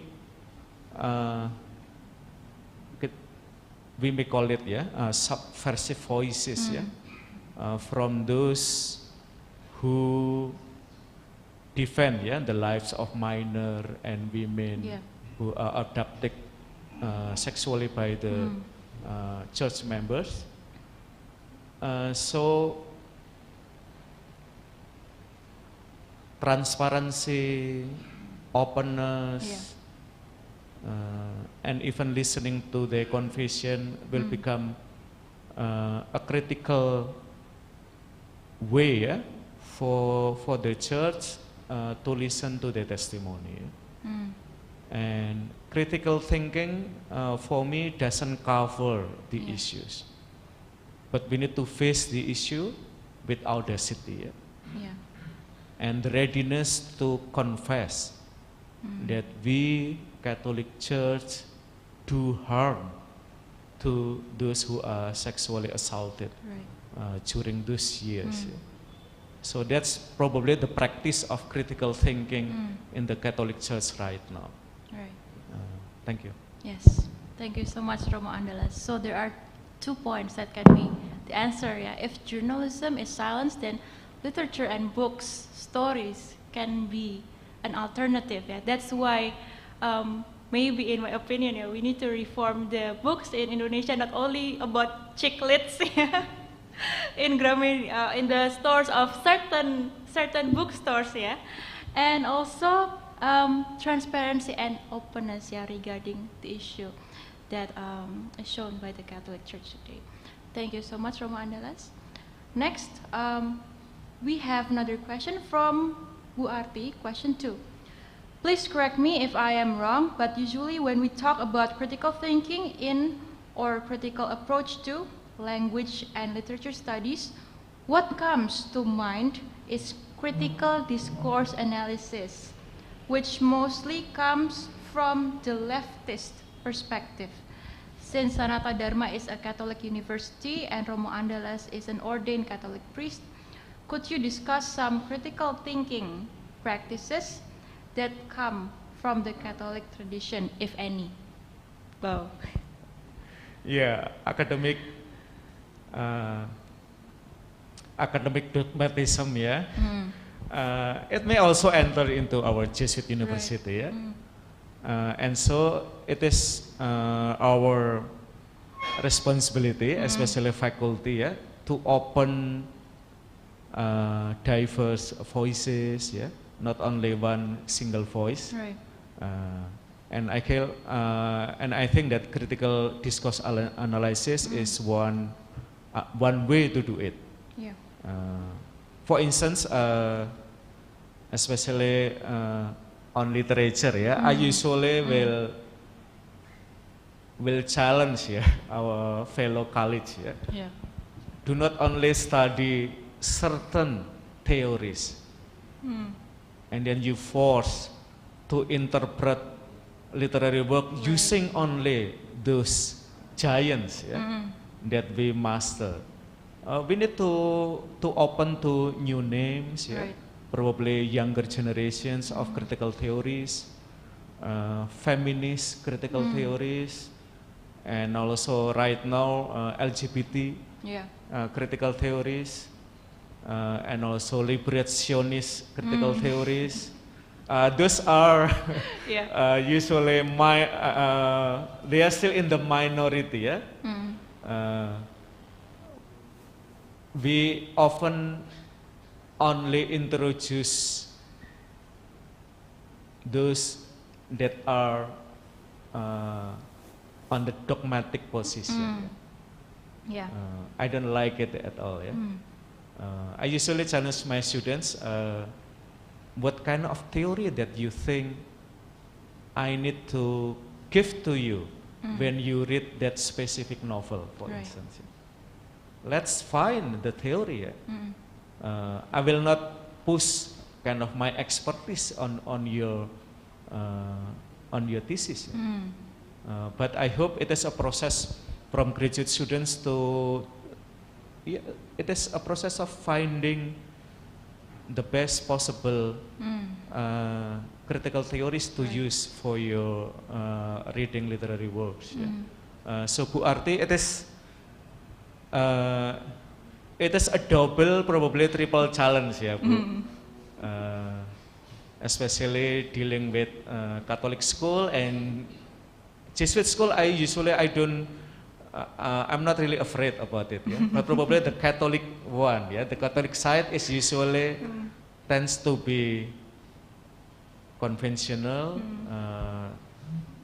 traditional, and even fanatic.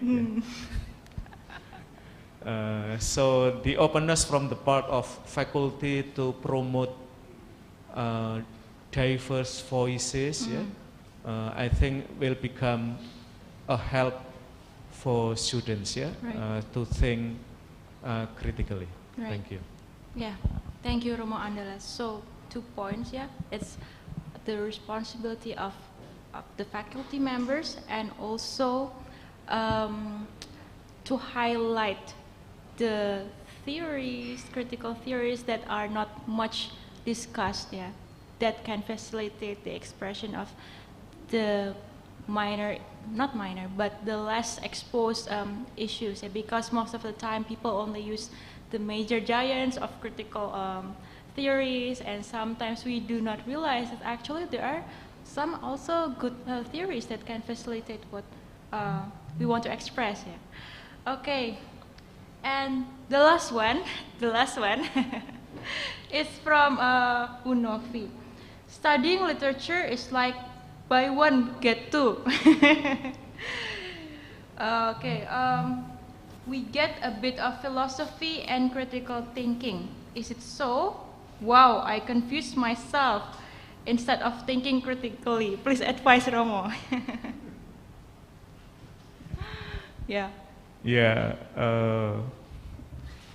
I guess Prof. Novi should say something to me, Teach me, Bu Novi, how to do it.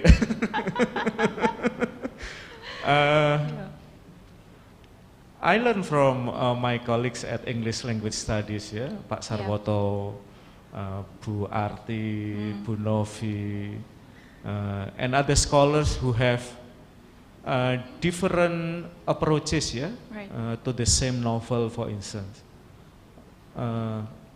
I'm always amazed how we can enrich the interpretation of a certain novel, yeah, through different lens because of feminist reading, and then even Black American reading, also from Asian reading,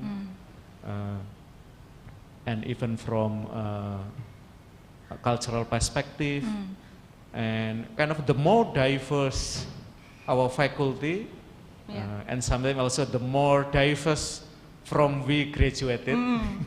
Yeah, we have from Australia, we have from US, and then from other parts of the world. Yeah, from that plurality itself, for me, it is a richness, and also especially for graduate students who probably you bring your background, yeah, to this university, your religious background, your cultural background, and other specificity that you have. It actually brings dynamism, yeah, to our class. Yeah. Right. For instance, from my part as a theologian, I try to listen more and more to voices from Indonesia Timur. Right. Because if I do not do it, I circle around Java. And it means Central Java. Yeah. And now probably Yogyakarta. So limited. Yeah. Okay. Yeah. Thank you. Thank you so much, Romo Andalas. Yes, pluralism and diversity is the key to study literature. Yeah. Oh, last one. The last one. Yeah. I believe our discussion is very interesting. We have so many feedbacks from Mem Arti. I am thinking of discernment that I heard a lot before I left Sadar in 2016. Is this a Catholic tradition? And is this a form of critical thinking? How can we apply that in language, literature, and education studies? It is true, Bu Arti, that critical thinking in spirituality, we call it spiritual discernment. Spiritual discernment. As Pak Michael Garcia also mentioned during his presentations, which source that we trust, and then especially that one, because of fake news and also hate speech, that we need to know the source where that news come from, and also who say it or who promotes it, and etc. Because as Bu Arti also, I believe, know that the evil spirit often,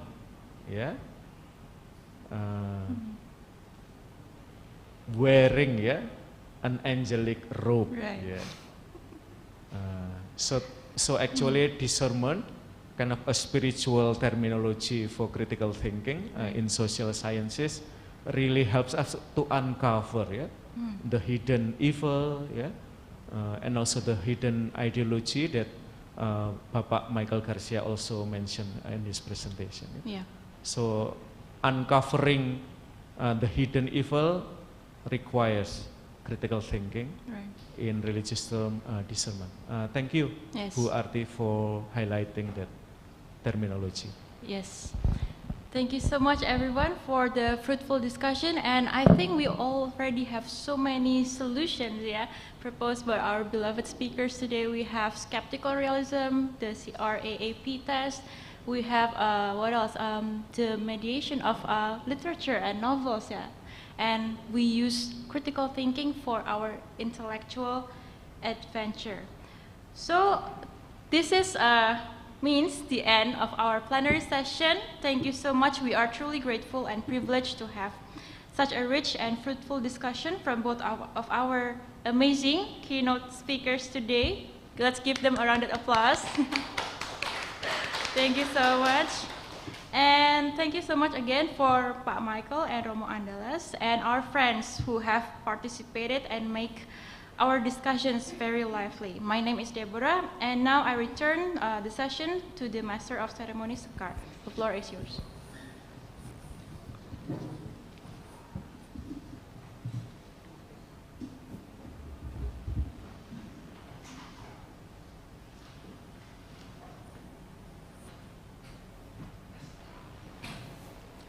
All right, so thank you so much to Pak Michael Garcia and also Romo Mutiara Andalas for the insightful knowledge for us today.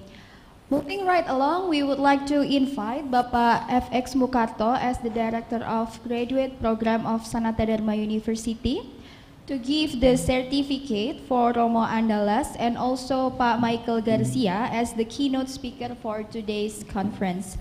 But symbolically, the certificate will be done offline with Romo Andalas. Therefore, this certificate is also awarded to Pak Michael to appreciate their outstanding contribution in this conference. To Pak Mukarto.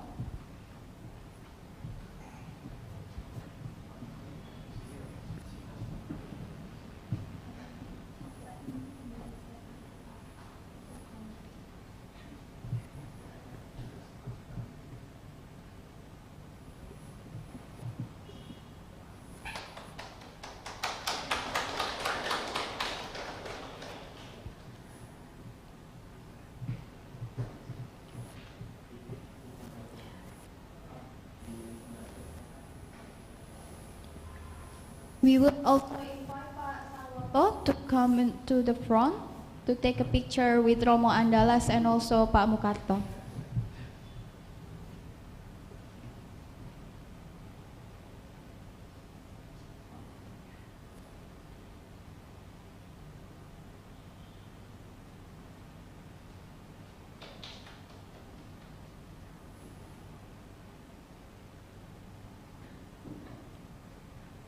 And for the next one, please kindly move aside here so that we can go to the screen, yes.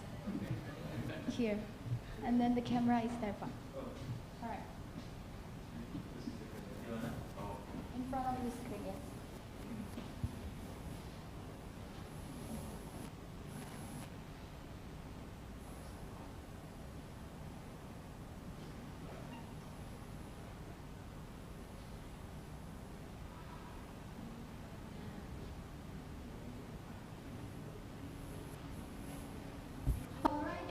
Pak Mukarto, Romo Andalas, and also Pak Salwoto.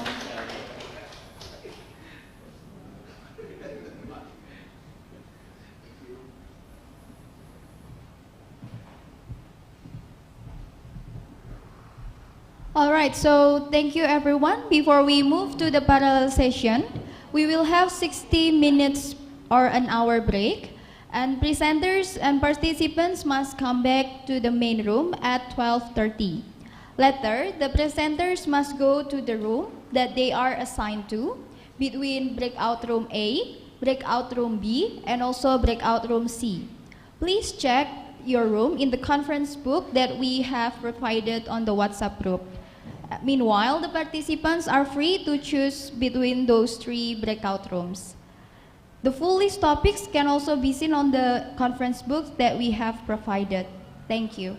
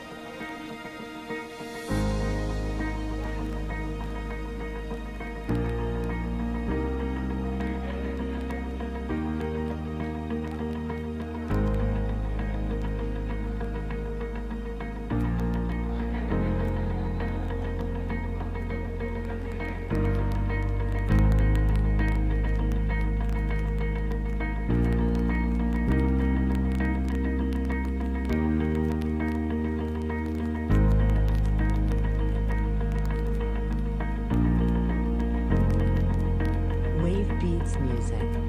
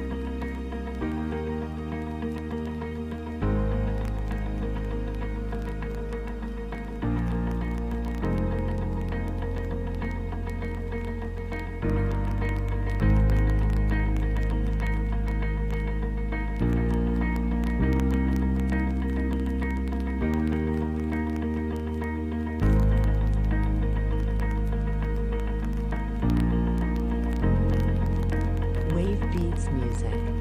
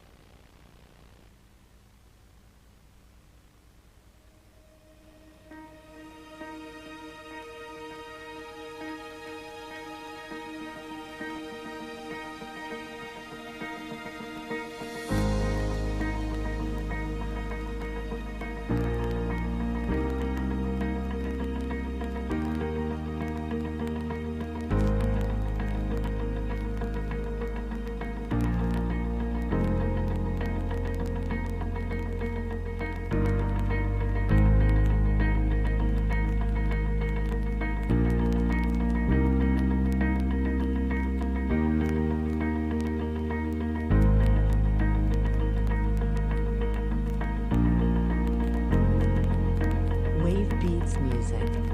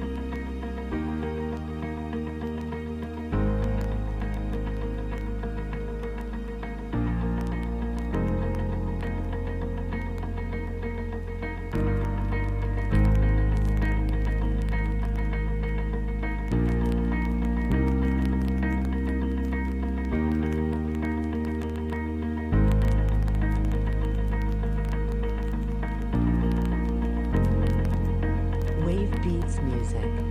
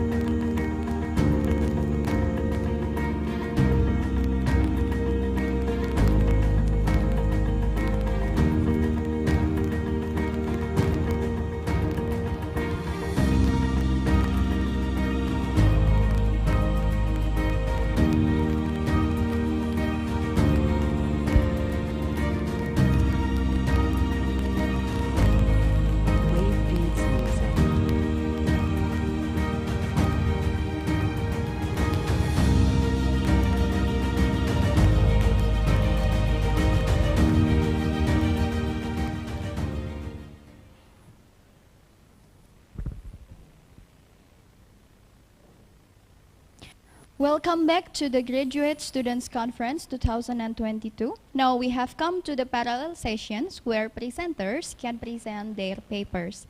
In this session, presenters must go to the room that they are assigned to, and participants are free to choose between breakout room A, breakout room B, and breakout room C. The topics list can be seen on the conference book that has been sent through WhatsApp group. Thank you.